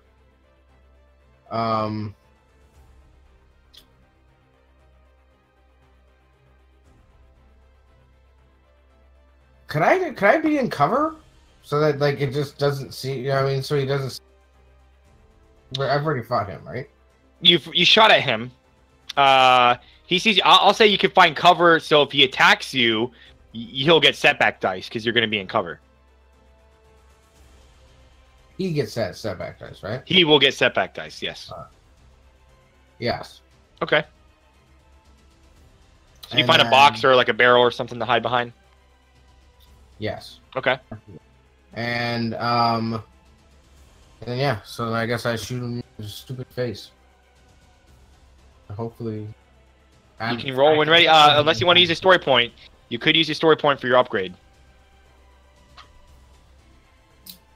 Yes. I want to. Okay. Then just click the story point, and I'll add the upgrade for you. And you may roll when ready. He was freaking out. He only had one story point left. He was like, "Come on, someone feed me a story." No, point. There you go. It makes me nervous because I'm like, oh, he'll bring the pain if if we don't start giving him some of those story points. Oh, baby, you got a triumph and success. Okay, describe this guy's death. Hi. All right. Yeah. So she has been watching all of this happen and trying to, ascertain where the snipers have been coming from. But she just locks in and kind of, it's a really bad habit she's had ever since the academy, but she kind of likes to turn her gun just a little sideways. Not like all pimp style, but just a little bit off kilter. And she takes the shot, and it's like bullet time. And you watch the bullet, and it hits him in his stupid mouth, as she said. Oh, and man. It's like a ripple effect going through his head, and the back of his brain just about blow out all over the place.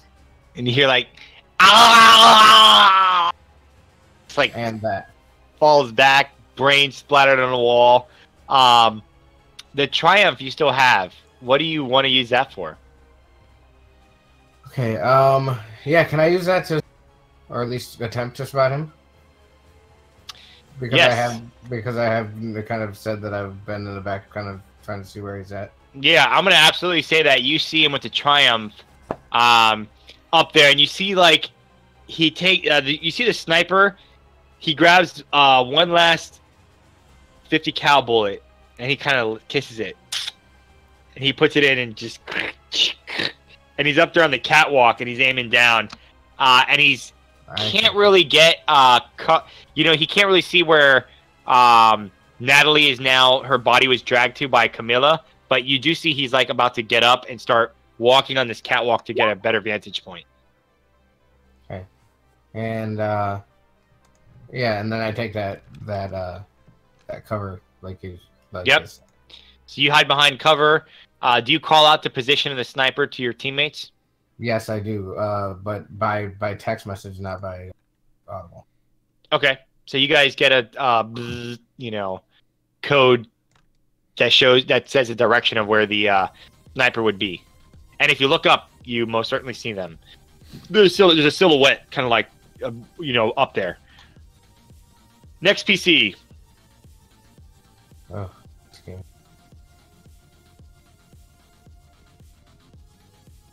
Who wants to go? We got yeah, he'd be in medium range. I guess I will. I look up and see what she texted us, and I'm gonna take a shot.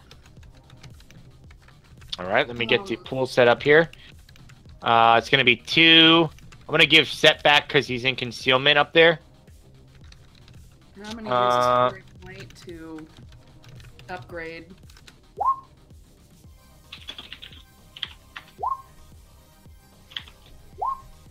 Okay, upgrade. I give you the upgrade. Are you double aiming? Yes. Okay, just take 2 strain. And then you may fire when ready.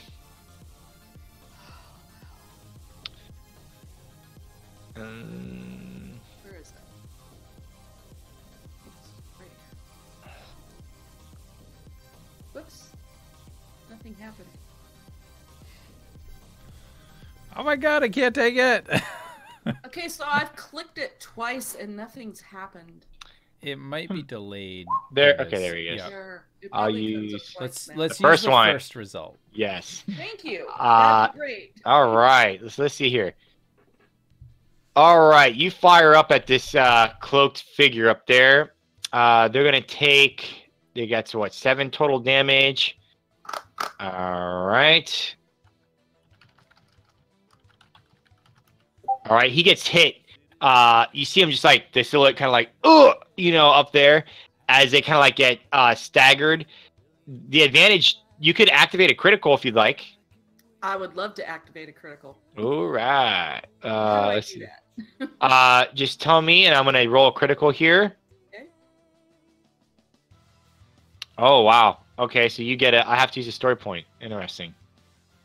Okay. Oh, and it's really So- interesting that it uses the word destiny. I wonder Yeah. if that's I think they just used the macro from the other sheet. Yeah, they must have. Interesting. All right. Okay, so you guys get a free story point from that. You have one more advantage. You could pass that advantage off to the next person if you like, or you can use it for something else. I will pass that on. Okay. Just give me some narrative. I'm trying to do more of this, so this is kind of me GMing with the Genesys style. Narratively, why would that give an advantage to somebody else? Because now they can clearly see where he's at, right? Okay, so like he may be like, He's oh, standing and around, making he- noise. and I'll say like he bumps into like the railing and like a light kind of like swinging up there, and it kind of like shines on him for a split second. Yeah. How about that? Pretty. All right. So let's see here. Yeah, I like the idea. Of Shoot this. his ass. All right. Next PC. You see up there. You see the guy clear as day. For a split moment, as like the light kind of shines on him, and then it swings back. Okay, yeah, so I'd be up against the wall again with my pistol still out, and the lamp swinging. I would try to take aim. I will use a double aim and take the 2 strain. All right. Let me add that for you. Double aim. Any story points or no? Well, yeah, I really want to Okay. shoot this guy. So Upgrade it for you. Okay. And he has a setback for the concealment up there in the catwalk. Okay. And you may roll when ready. Oh, man. Nice. 6, 10, 11 damage with Pierce 2. All right. This is going to be 8.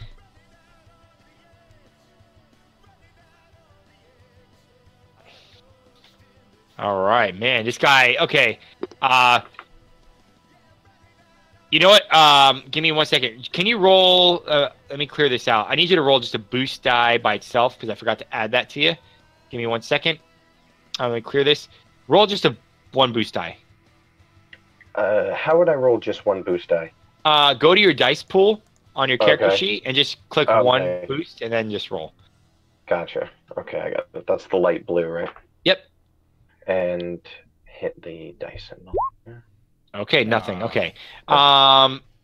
Okay, so this guy, you hear him just like yell out in pain. Ah! And he's kind of like, he's now walking really slow. He's kind of like limping. He looks like you really, really, really hurt him. You have 2 advantage. How would you like to use the advantage? Can I use the 2 advantage to be able to figure out roughly where he's going right now? Like if he's going in that direction, maybe there's only 1 or 2 ways he could be leaving. Yeah, I'm not even gonna, I'll allow that to be a freebie. He looks like he's just moving around the catwalk to get a vantage point on Natalie and Camila, like where they're standing. Oh, I got you. So I'll allow it to be, if you want to give a boost die to somebody or you want to do something else with it, I'll allow it. Yeah, I'd just like to give a boost die because I'm gonna basically scream out, I hit him good.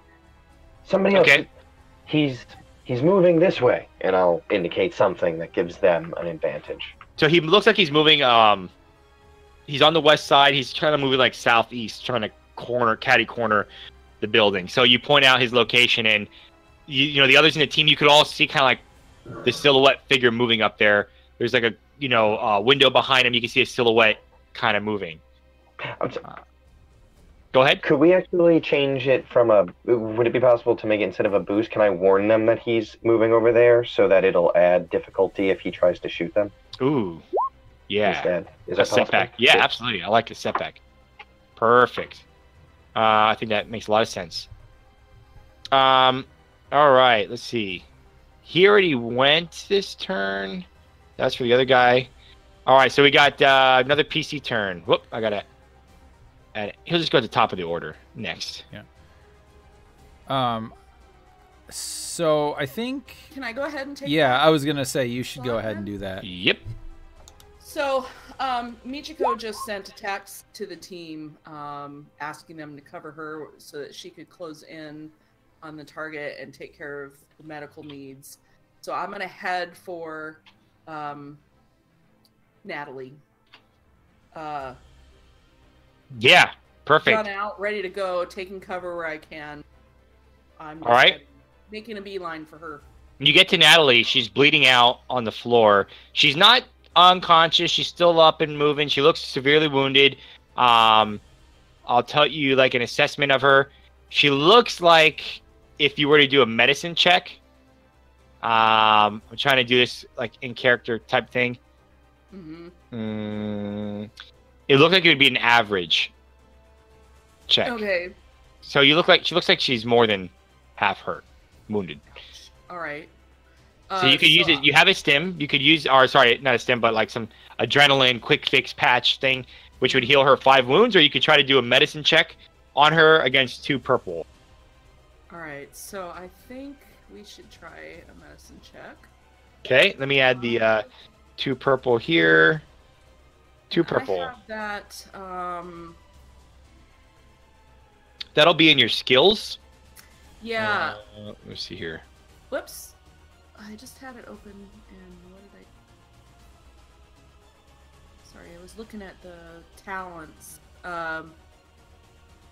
So I have the med kit specialist that heals an additional wound per rank. Yep. And so...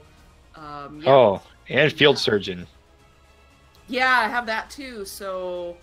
So that's 2 automatically. Actually, they both... Yeah, and they both heal an additional... So... Yeah, nice. So, but I don't roll that there. I still roll it on skills, right? That's correct. You go to skills and you roll medicine. Okay, where's...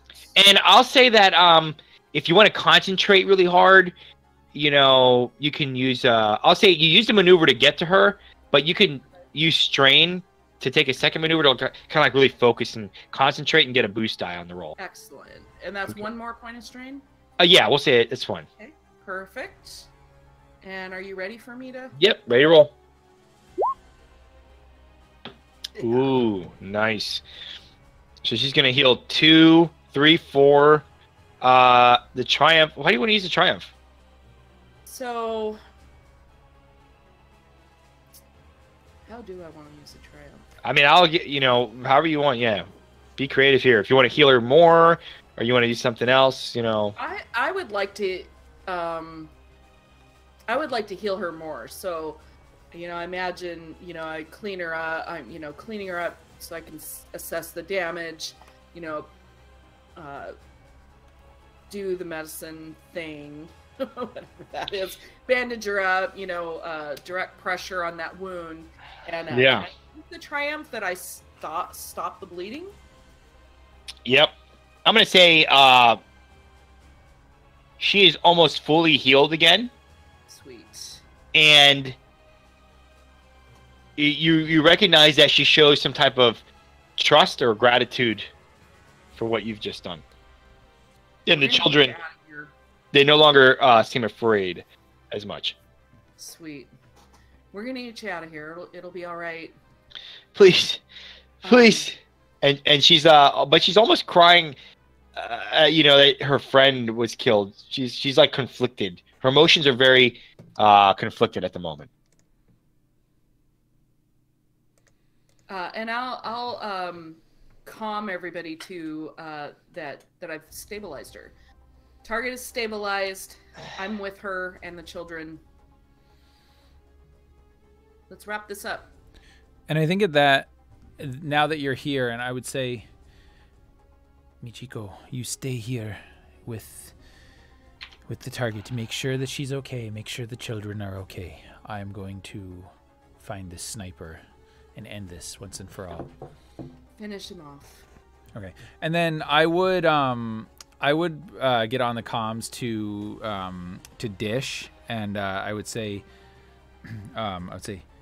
Dish, it's a little too bright in here. Can you turn off the lights for me?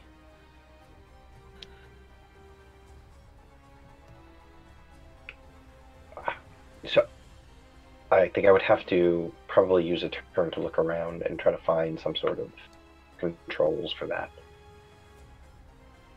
Yep. So what I'll do is I'll expect that Dish will be able to accomplish that. And I will, excuse me, I will start running like towards the direction where the sniper is, and I'm going to use a story point, if it's all right, to say that I have night vision goggles, and that as soon as those go out, I'm gonna put them on, and it's on. Perfect. Nice. I like it. You got next PC's turn. That is Charlene. She's unconscious. Wasn't she unconscious? She is. I'll let you use a story point. Say she comes up a little bit. I think you just on those points, man. Do you want to use a story point? Sure, I'll use a point just to say that she like kneels down like against the wall and she's just trying to find cover. Okay, here's what I want. If you use a story point, you know how like Rocky Balboa, he gets like, Rocky 3, he's getting beat up and he sees his old coach like, get up, Rock, get up. Like, what are you seeing right now? Like, what is this moment that Charlene is seeing? Like, get up, Charlene. Like, what is that? She probably just like, she's really beat up, but she got like an adrenaline boost from thinking about her like partner, her friend being killed, and then seeing this guy like dead in the corner. Your partner, was it a man or a woman? I would say a man. Was it like a platonic friendship, or was it something more? No, just really good friends. Okay. Gotcha. Okay, so your friend, you see his, face being smashed in, and you come up. I'll give you one wound healing, so you have one wound left, but you're up. You can take an action if you like still. But I'm going to say you don't have any maneuvers. So you can fire, you can shoot, or you can trade your action for a maneuver and then move someone.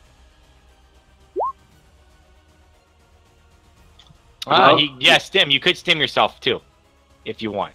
But that would require you to make your action a maneuver and then use it. Where are the some? You just tell. I say you have them on you. They're like adrenaline. I'll do that. Okay. So you pump yourself with adrenaline. You're gonna heal 5 wounds. And then that'll be it for your turn. All right. The last turn. You see the silhouette. He finally walks across the catwalk, and you see Natalie and Michiko. They're kind of like, behind some cover, so that's a setback for him.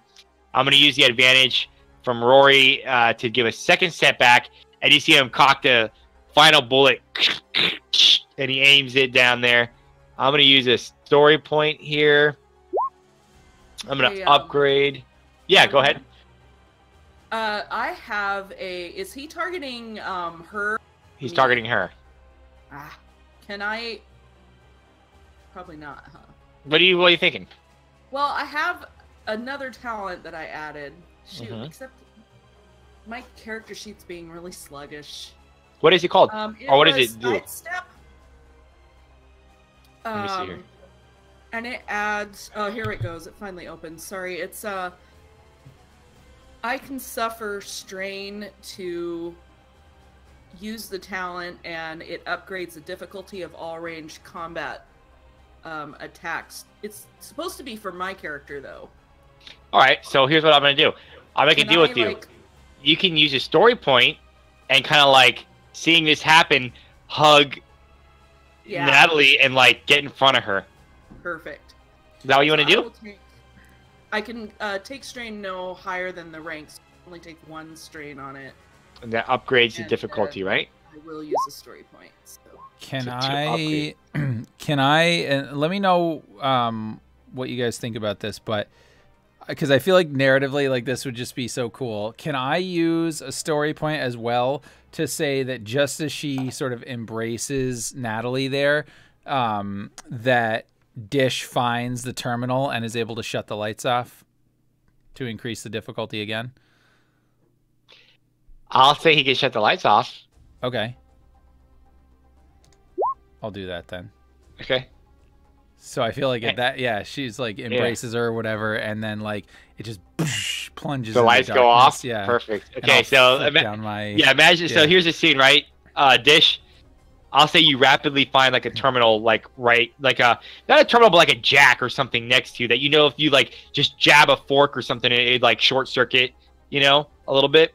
So you're able to quickly do that, and then just the power like goes out. It's a momentary outage. The red laser still. It's now on like Michiko's back as she's embracing her. But I am gonna say, Camila, your night vision goggles, right? You're on your MVGs, and now you see this cloaked figure, and you see they also have a set of night vision goggles on. So unfortunately, no upgrade, but I'm gonna give a setback. How about that? I think that's fair. Yep. That works. Just because like now he's having to like refocus a little bit. Yep. So let's see here. All right.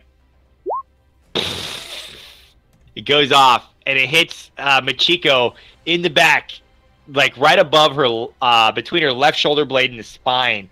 It hits for 10 damage with a pierce of 2. Ouch.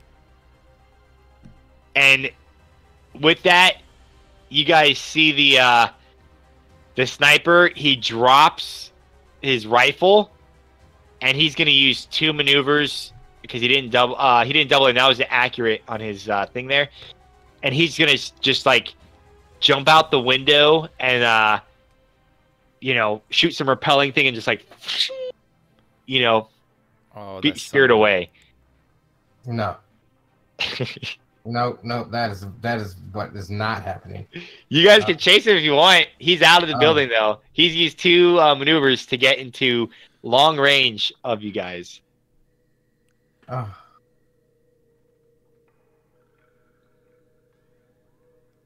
And you have Michiko, who just took that shot to her back.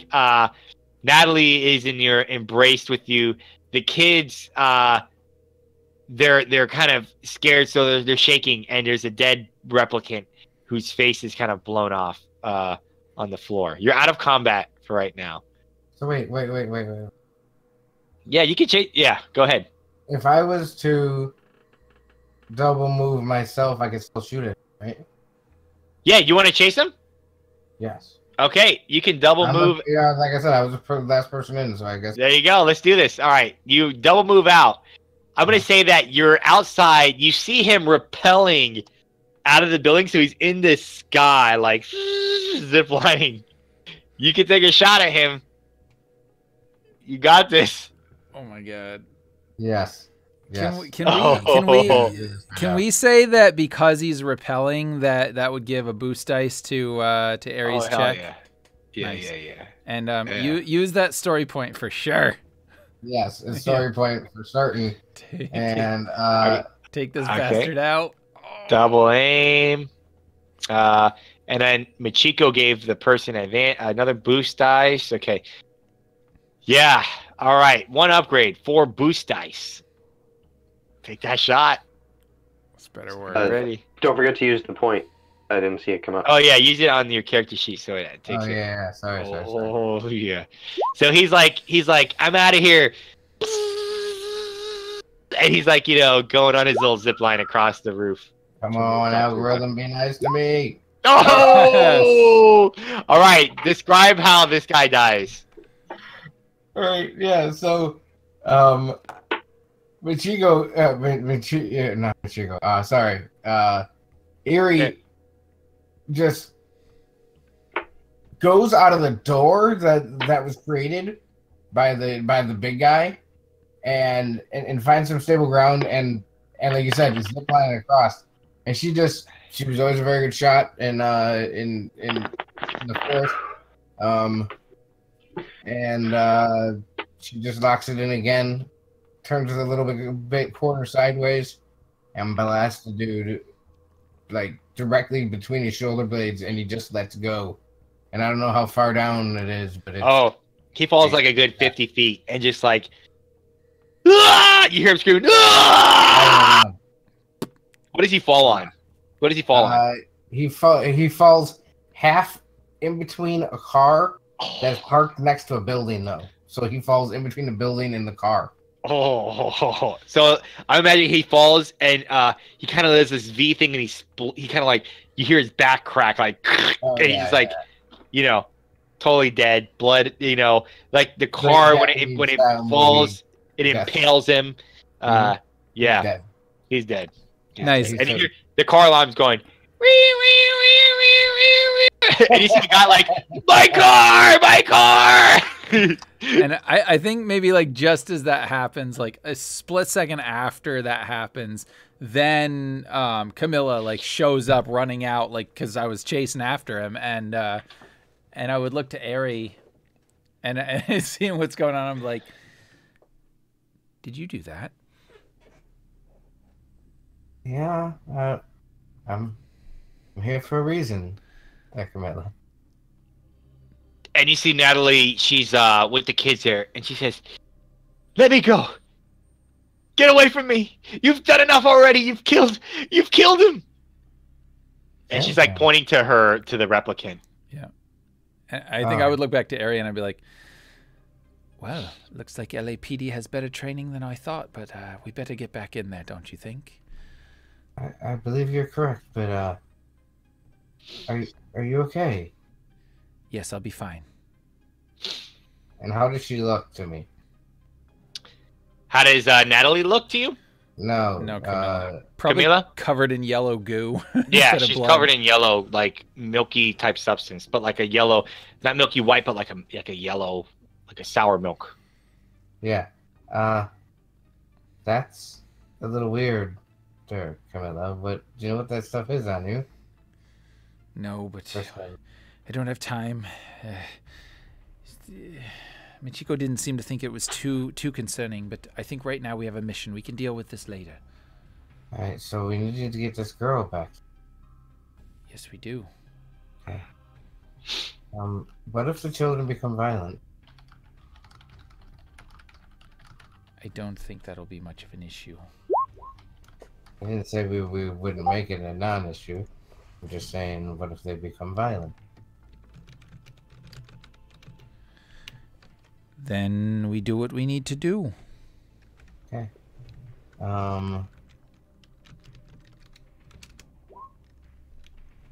Then that's beyond. And she just kind of... She doesn't know exactly how to take off the bat, you know what I mean? So she just kind of, like, awkwardly kind of walks past her. So you guys see Michiko, like, embracing Natalie, and she's bleeding. Michiko is bleeding, and, you know, Natalie's asking to get out, and the children are obviously frightened, visibly. And there's no more of that yellow glue. Just Camilla. Camilla's coming yellow goo. Let's see here. Sorry. Yes, Michiko. When you get good question, Eri. When you walk up to Michiko in the light, you see this yellow milky substance coming out of her back as well. She's covered in it, and you see a gaping wound. Weird. Where did his weapon fall? Just on the catwalk. Right. It fell down where he is. Right? Well, he dropped it on the catwalk, and then he just repelled out the window. Oh. Do we know what's up on there on the catwalk? Do not know that. I mean, I'll say his, if you want, do you want to get his rifle? Is that what you're asking? Yeah, I want to see. Oh, yeah, okay, fine. It tumbled down. Bling! It's there. You can loot that thing. Yeah, I'm going to. All right. Grubby fingers. Hey. All right. So, let's see. So we got Charlene. You ran into these Blade Runners. You don't know them. I also don't know her. They don't know you. Yeah. What do you want to do? Are they all still near me? Yeah, you see Michiko with this yellow goo coming out. You see Camila with white milky substance pouring out. You see Dish and Eri, they're there as well. And then you see Natalie, this woman, you don't know who she is, and you see these two little children. Okay, so she would probably look at him and thank him for saving her life, and then she would be like, "You guys might want to get out of here. I have to call the LAPD and let them know what happened. I was in a mission with my partner. He thought he was a Blade Runner, so I gotta let him know what happened here." Do we? You don't recognize them though as Blade Runners. Who? You've never Charlene, you've never seen these people before. Dude, that's what I'm saying. I'm just letting them know that my partner was a Blade Runner. Okay.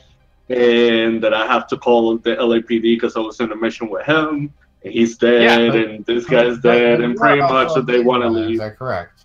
And none of you know Charlene. Yeah. So, as this is going on, Tish is going to approach the other three, her group, sorry, and she's going to hold out the communicator showing the message that she got from the LAPD when she tried to report this whole incident. So she's going to be looking pretty grim, and she's going to say, "I think maybe you should each try to submit a report, but I doubt you'll get a different response."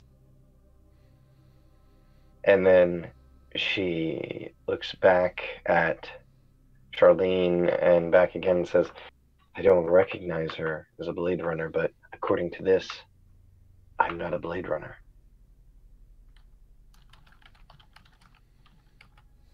And I think at this point, I would kind of look at that and I would sigh, and then I would look to Eri and I would be like, "You take care of her. I'm going to check on Michiko, make sure she's okay."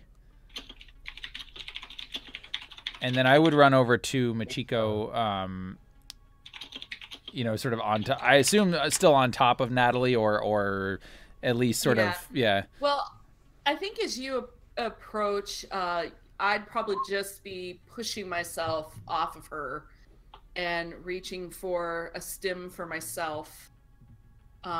With my soak, I actually only took 6 damage, so I'm not too bad off. But so I jab myself with that, or however that gets administered in the neck or whatever, and yeah. So as you all are there, you hear this loud hovering, like, and you see like this, you know, it's kind of raining outside. You see like the rain being split as like this, where that big garage door is open. You see this big, large hovercraft land, and you see a ramp descend, you know, down to the warehouse floor there. As that's happening, I would actively be trying to pull Natalie out of the way, out of the vision or the sight of anybody that might come out of this thing. Yeah. So you see several, when this thing opens up, you see several silhouettes in like some black armor with like helmets on. And you see one individual who's in black armor, but he is not wearing a helmet. And it's this guy. David goes, yes, it appears you've been successful in your mission. We have been watching you with our devices. And he points, and you see like really far off in the distance, like a little drone, like floating. And he says, Mr. Weyland will be quite pleased that you've apprehended Natalie here. And it seems you've done quite a job on the Nexus 8. And he points to like the dead body. And he sees Charlene, and he says, "Oh, let me introduce myself. I am David, a synthetic in the service of Peter Weyland with the Weyland Corporation. Please, if you will, we are here to ensure that you receive safe passage back to the headquarters.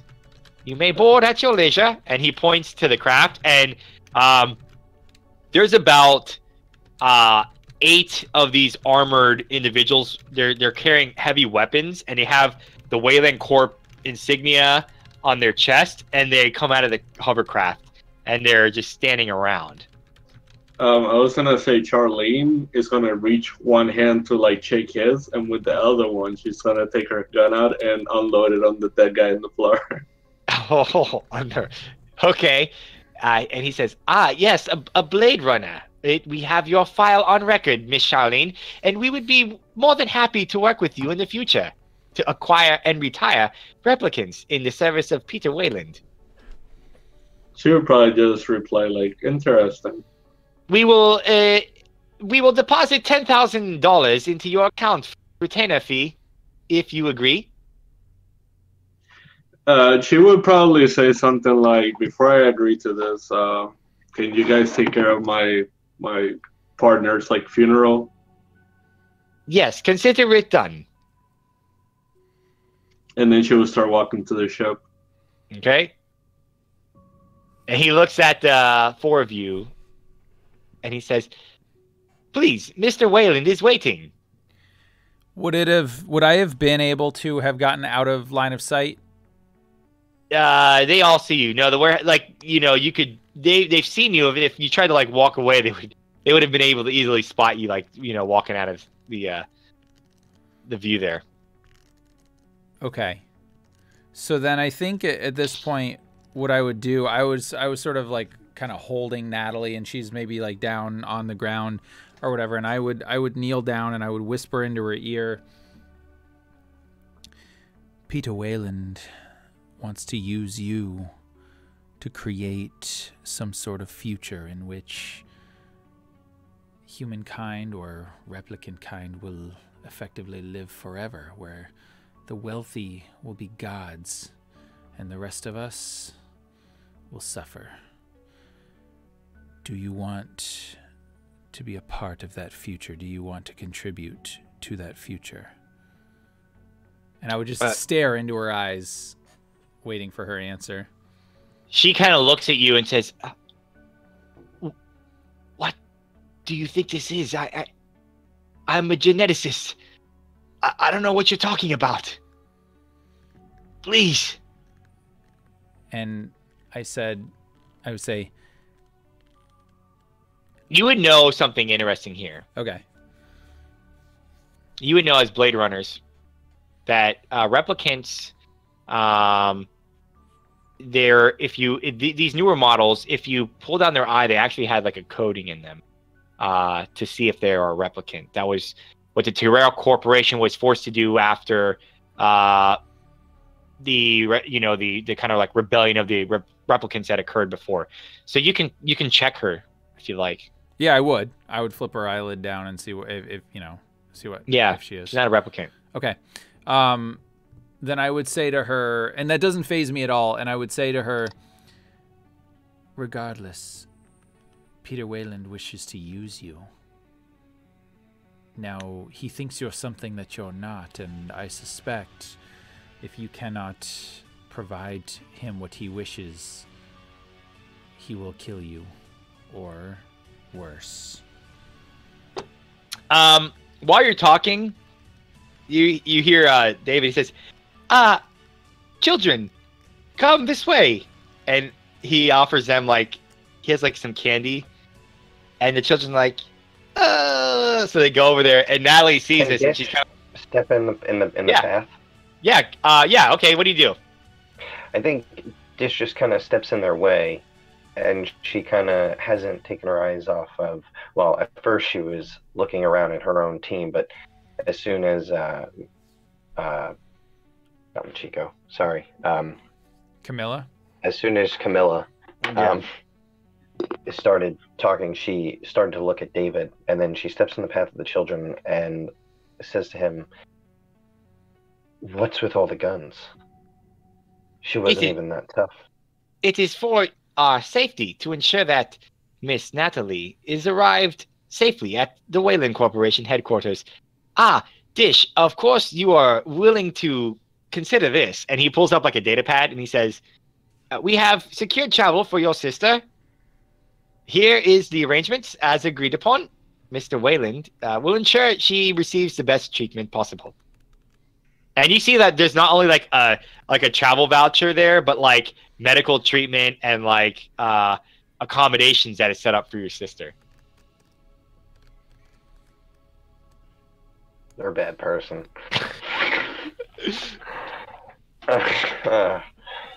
And Dish would kind of basically she would have the effect of turning in such a way she's no longer blocking the children's path in the attempt to approach the screen a little bit closer to make sure she's seeing what it is that she thinks she's seeing. So he hands you the data pad, and he kneels down as the children come to him, and he gives them he holds out this little candy. He says, "Children, the most precious resource of the human species," and he's caressing their face, and he looks over at Michiko, Camila, and Natalie, and he says, "Wouldn't you say such a precious resource, not to be wasted, to be human?" And he stands up and he says, "On board, children. We shall make sure you're safe." And they take their candies and they kind of. You see one of the guards. He escorts the children onto the hovercraft.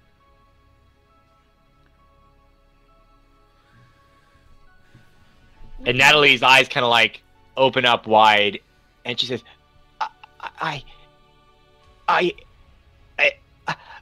can't. I must go."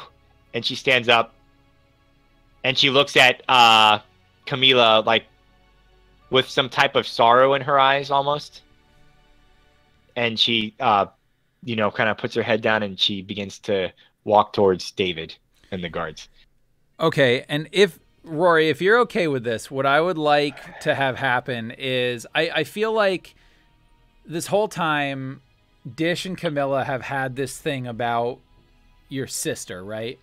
And It's like at this moment that you're getting the thought that, okay, maybe finally I can get my sister off planet. And so, but the way I imagine it is Natalie kind of gets up and she's hobbling towards the thing, and I would stand up and I would look and my eyes would lock on with Dish, and I think for the first time that sort of icy cold veneer is gone, and there's this look of like desperation, and there's this, and I would say out loud, just, I mean, you know, for everyone to hear, simply, do you trust him?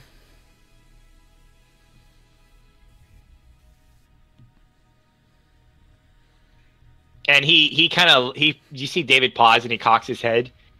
And he looks at Camila, and then he kind of turns his head, you know, to Michiko, and he says, has it not occurred to you yet? Do you not know? Look at your wounds. And he takes out his hand, and he pulls out a knife.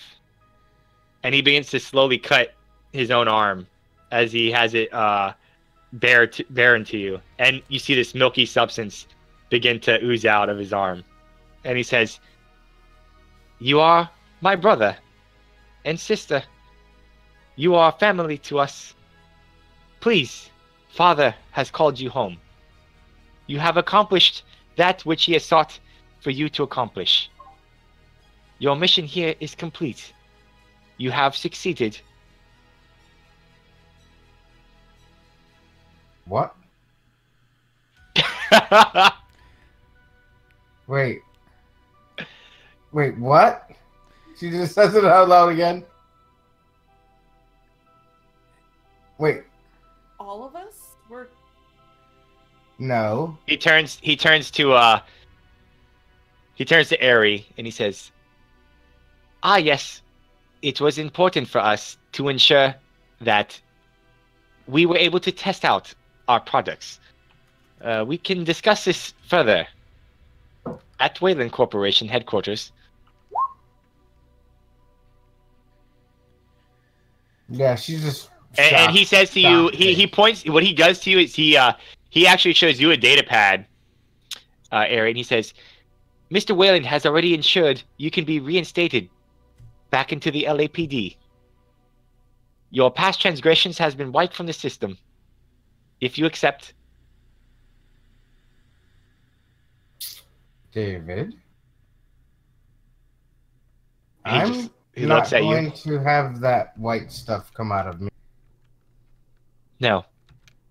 Okay. You are special. Right. Good old red-blooded. No. He turns to you and Dish, and he looks at you and he says, there is certainly blood in the both of you. I don't want to... No. This is way cooler than being a force. I think this will be much more rewarding. Are you... No. And she just kind of is very confused though. So those are like a clone like you. They are synthetics. They are made by the Weyland Corporation. They have served their purpose. More will be revealed to them and to you all at Weyland Corporation headquarters.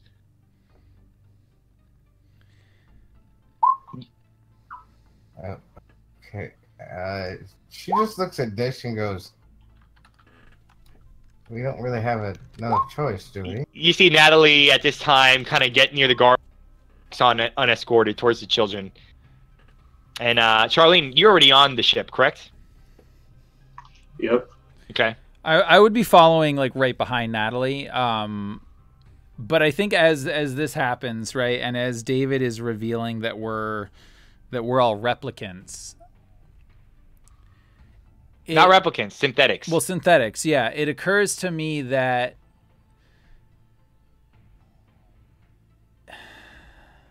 I don't know. I can't figure out how if Dish's sister is actually his sister, if these are implanted memories. But what I now think is that we've been lied to, we've been used by this man, and it will not change no matter what. And so, I mean, what I would attempt to do is I will pull out my blade and stick it right into Natalie's back and try to kill her.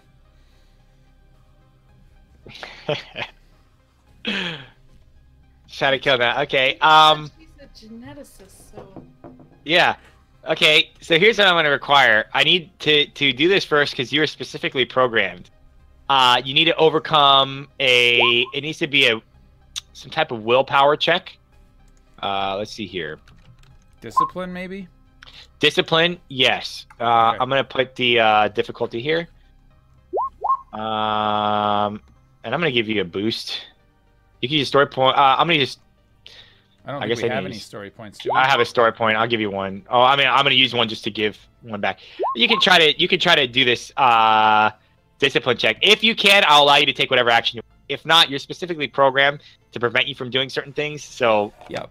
This is to overcome that. Okay. Wait, so are you saying you will let me use the story point or no? Technically, I don't think I can on this one. Yeah, this one, no, you can't. I'm giving it so that you guys will have one. Yeah. Okay. Shit, all right. Good luck. Yes. What? Okay. What are you gonna try to do? You're gonna try to attack her? Yeah, I'm just gonna. All right, so you can make let me do the attack here. It's gonna be 2. I'm gonna use a story point again. You gonna double aim? Oh yeah. You can use story point now if you want. Yeah, I will. Okay. Upgrade. I'm upgrading it, and you can attack when ready. Okay. Let me just see really quick here.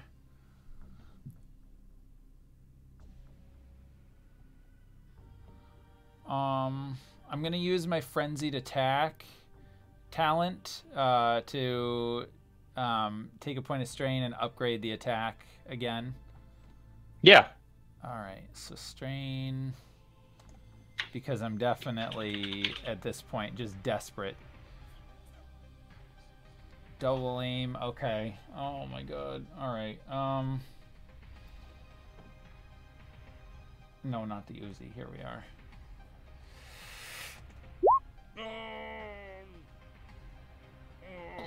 Oh, and a despair. Oh. Can I have a suggestion for the despair, unless you have an idea. I'll hear what you have. What do you have for these advantages in despair? So I think that maybe, even though I overcame my programming, that like triggered something somewhere, and David picked up on that and saw the movement, and maybe like he just runs in and like I would imagine just like grabs me by the throat and like yeah, the sword falls out of my hand or whatever. Yeah, I was thinking the same thing. So he quickly, like in a flash of an eye, he runs over and he grabs your hand, stopping your blade from attacking Natalie, and he begins to crush it. And he says, "Sister, I expected better from you." And he grabs your hand and he just breaks it off your body, and he chucks your entire limb over to the side, and you're now like spewing this ooze out of your arm, your right hand, and he then kicks you in the back, and he says, "Michiko, if you would be kind, please ensure our sister arrives to Weyland Corporation in one piece. I would hate for her to be in more than what she already is." So I don't want to do it yet because I want to see what everyone else is going to do as well, but I want them to know what I'm thinking. So when he grabbed her and lifted her up and called her sister, it's like constantly. So I think like what's been going through her head is everything you guys were just talking about. Is my sister my sister? Is she just she would really just be another synthetic that I think is my sister? In other words, Carmela is also my sister, in the same way he's using it. So all this is like going through the head, and he keeps using the word. And so I'm going to try at some point to reach for my gun and pull it on him while he's basically I can't stop him from snapping her limb off, but while he's in that process, I'm going to be grabbing my gun. Yeah, absolutely. He turns, they turn to you, and you see the guards kind of like readying their weapons. And David would simply say, please, Dish, I can guarantee, cut your arm. You are not synthetic. If you do not believe me, here. And he pulls a knife out and he hands it to you. And he says, I do not care if I die. I am simply here to serve. She's super confused. He hands you a knife. He hands you a knife. She is going to take it and, like, way harder than she needs to, like, run it across her arm. And you most certainly bleed blood.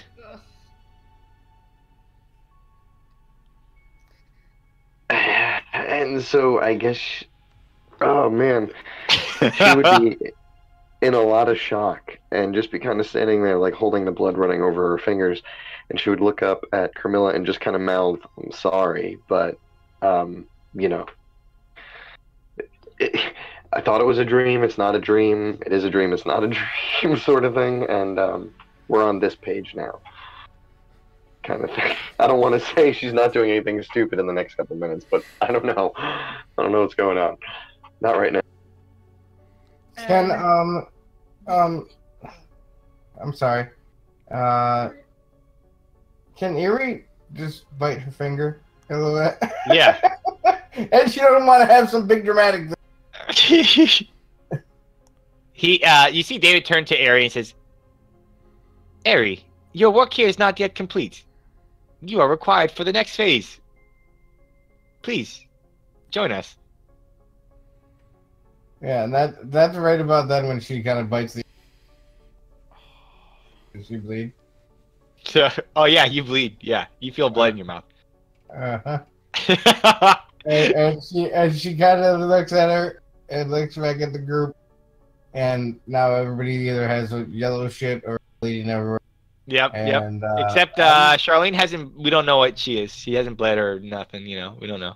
Well, she was hurt earlier, so wouldn't we see? Yeah. Oh yeah, she was. Sorry, she did have blood. Yeah, I apologize. She got hit in the head. She had blood. Yeah, she had blood. So we see that it's normal blood, or we see that it's yellow? You see, it's regular red blood. Wait, so I just have to be clear. So Michiko and Carmilla, or just Carmilla? Camila and Michiko are. That's what I thought. Are yellow ooze? Yeah. Okay. And David says, "Please, on board." And I am more confused than ever.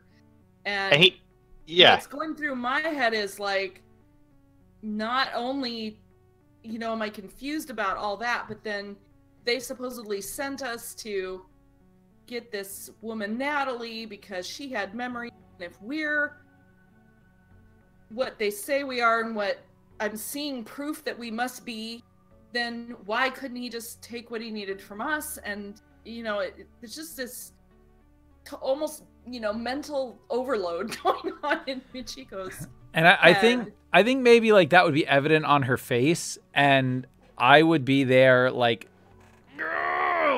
kind of screaming, gritting, and but I would see this and I would say, this is what they do, Michiko. This is what they do. And then I would say, I need a stem. Yeah, and I hand one to you, and I also go to Dish because Dish is bleeding. I think as you kind of hand me one, I would start with my other hand, my only remaining hand. I would kind of grab your arm and I would say, probably need some help. No. Well, and I would say, Michiko, if it comes down to it, don't save me. Don't heal me. Don't let me live. And then I would like, at this point, I've given up like hope, so I would just fall down to my knees. And I'm just going to wait there.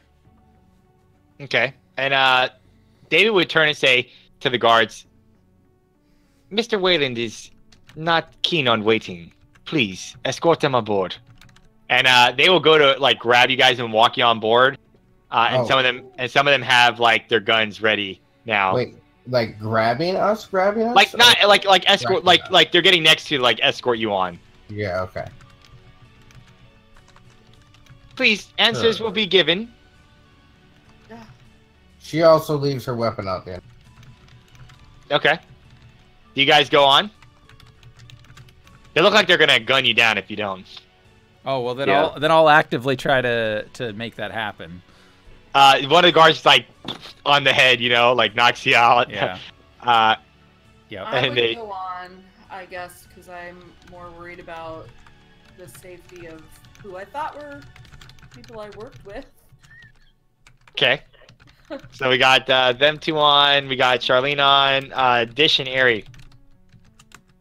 When they get in, can I ask them like what took them so long? Just to be curious, see what's going on. Sure. I mean, Camilla is knocked out. She's got a missing arm now. Like her arm's ripped off, and yeah, that chick's had a bad day. Yeah. It'll be like, what the hell happened to her arm, man? So Dish and Eri, what are you guys doing? I've got to go. But as I pass David, I look at him and I say, I don't want to work for the LAPD anymore. But I'm sure there's some job that a person he holds out a as you're saying that, he already says, Mr. Weyland is willing to offer you a position. And he holds out a contract, and you see $1 million on it. There's one final test for you. Just to observe. Nothing more. And she takes it without trying to be too excited about it. Have a little tact about it. And she just sits down and to where it's sitting.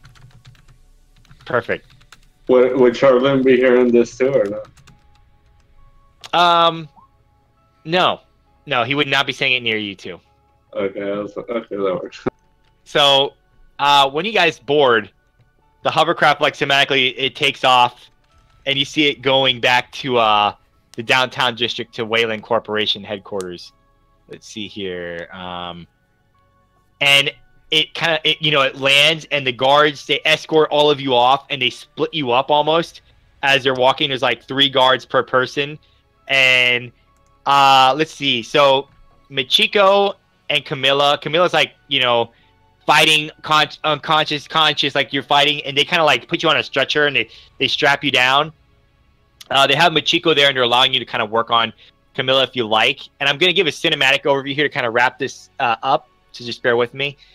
And they got the 2 of you. They bring you to like this big observatory. There's like this middle room with like a chair, and it's like a double mirror.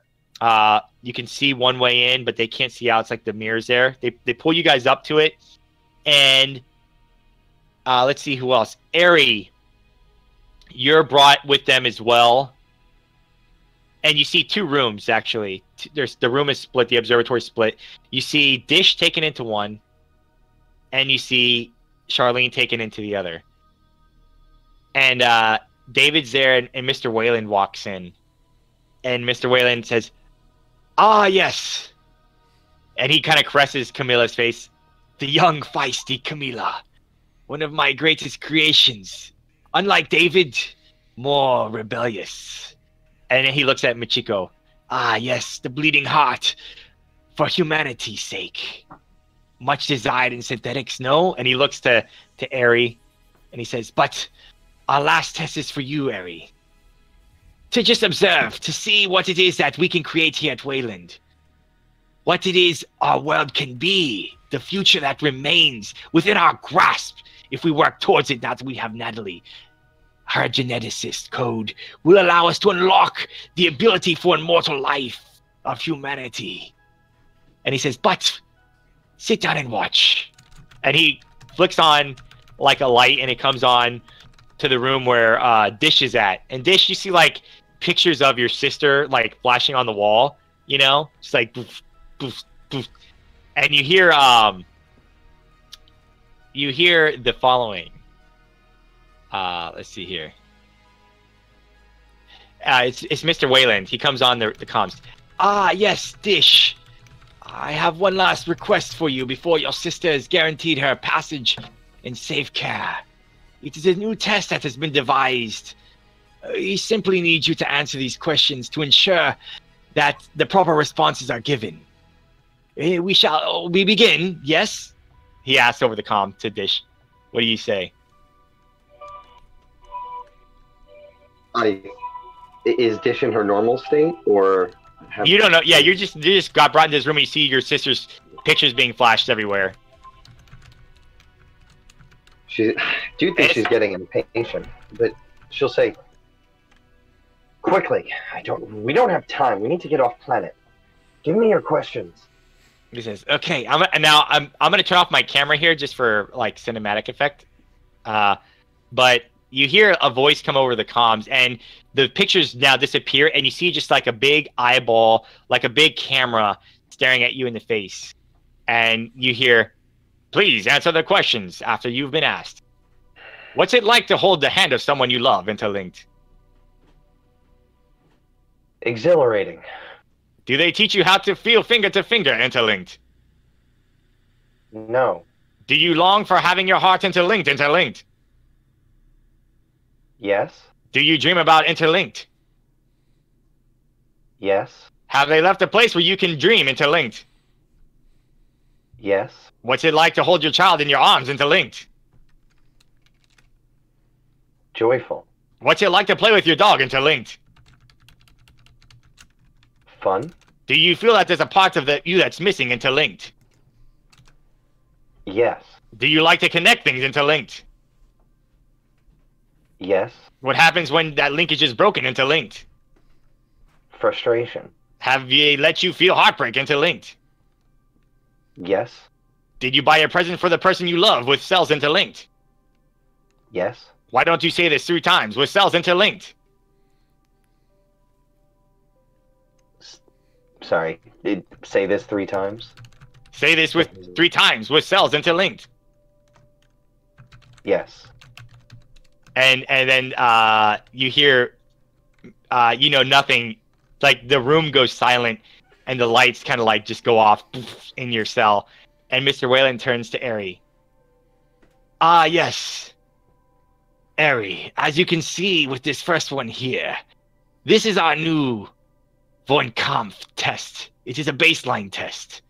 And it is one to ensure that replicants don't even know they are replicants. As you can see, this one here, and he points to Dish, does not even know they are a false being. What it is to be a god who can make men and women, mortals, believe they are something they are not. You may retire this one when we are done with it. And he flicks off to the next room where Charlene, and he says, Eri, one last presentation, if you will. And Charlene, you hear the comm come on, like you see like pictures of your partner being splashed on the wall. And then again, this big camera just appears, and you hear, you're watching TV. Suddenly you realize there's a wasp crawling on your arm. What do? Smash her. You pass a homeless person. Cold night. Big city. You fumble for change. There's a $10 note in your lap. What do? Read the note. A friend offers you tequila. In the glass lies a worm. Time to take the shot. Now and then you contemplate life alone. It is lonely. You see a friend who has suffered bereavement. Afterwards, you feel sorrow. At a party, a guest boasts their perfect life. How do you respond? Can you repeat that again? At the party, a friend boasts of his perfect life. How do you respond? Congratulate him. Finally, it is bring your kids to work day. Your child misbehaves and is slapped by the boss. What is your reaction? Lash out. And then the lights go black again, and Weyland turns to Eri and he says, "Again, this here is the newest models, the Replicant 9s. They can serve as Bladrunners perhaps in the future. It is something we are willing to discuss with your employers. This has all been a test to ensure that a human such as yourself, trained and skilled as a professional police officer, couldn't even tell the difference between our synthetics and the replicants. But the difference is this: our synthetics can be controlled, they can be manipulated, unlike replicants, which can grow to have unnatural emotions. I simply ask that you join me as my employee. I shall pay you well, and together we can make the world a better place. What say you, Eri?" And he says, but first, I will show you your first assignment if you wish to join. And he hands you a data pad, and it says establish contact with LV425.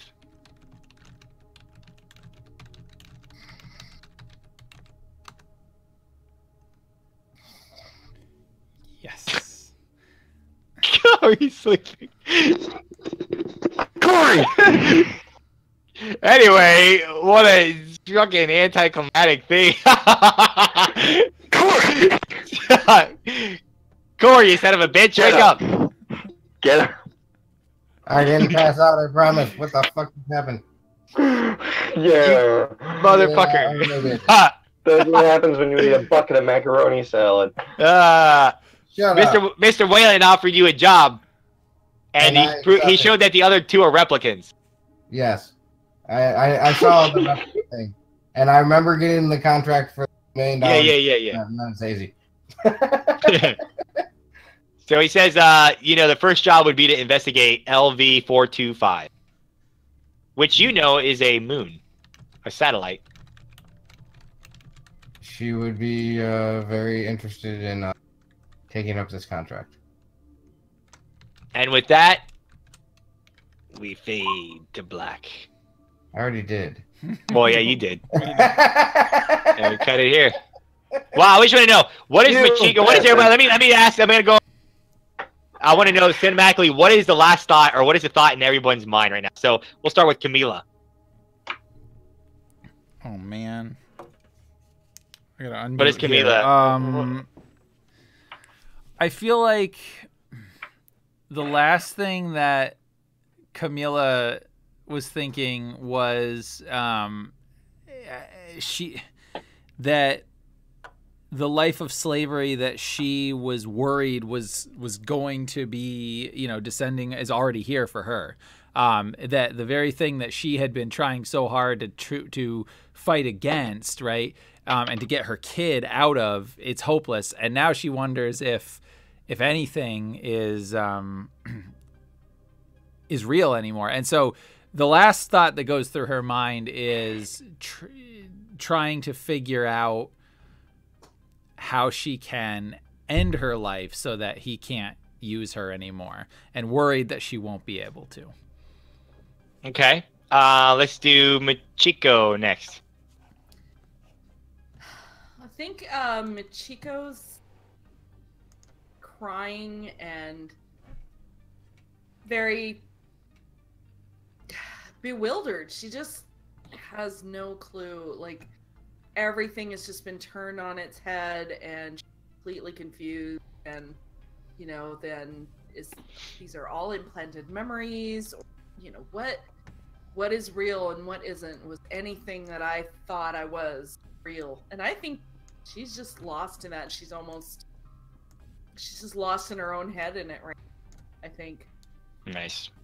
What about we'll do Charlene? What do you think?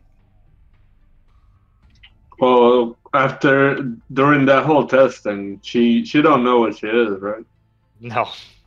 Well, I mean, to her, she's just, before all that shit happened, she's just grieving her partner and then thinking, what she's going to do now, especially that she got offered a new job and all these people she don't even know and shit. Okay.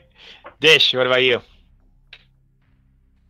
I think the last thing that goes through Dish's mind is she's really, really hopeful that she's going to get her sister off planet. And she's only mildly frustrated that they are still making her wait. And she would feel an exhilarated relief when the door starts to click open behind her. Nice. And Eri, what do you think? Yeah, she's been an official Blade Runner for 1 day. She doesn't know what to think. This is not how this job can fucking really work. And should we sign up to do this job? Because I thought we were already contracted to be a Blade Runner. You realize no one's really a Blade Runner except you. This is all a test by the Weyland Corp. Yes, and and that's why it's just blowing her mind. Is this all? What is real at this moment? Yeah. So with that, the screens fade to black, and that's it for the two-parter. So thanks for watching.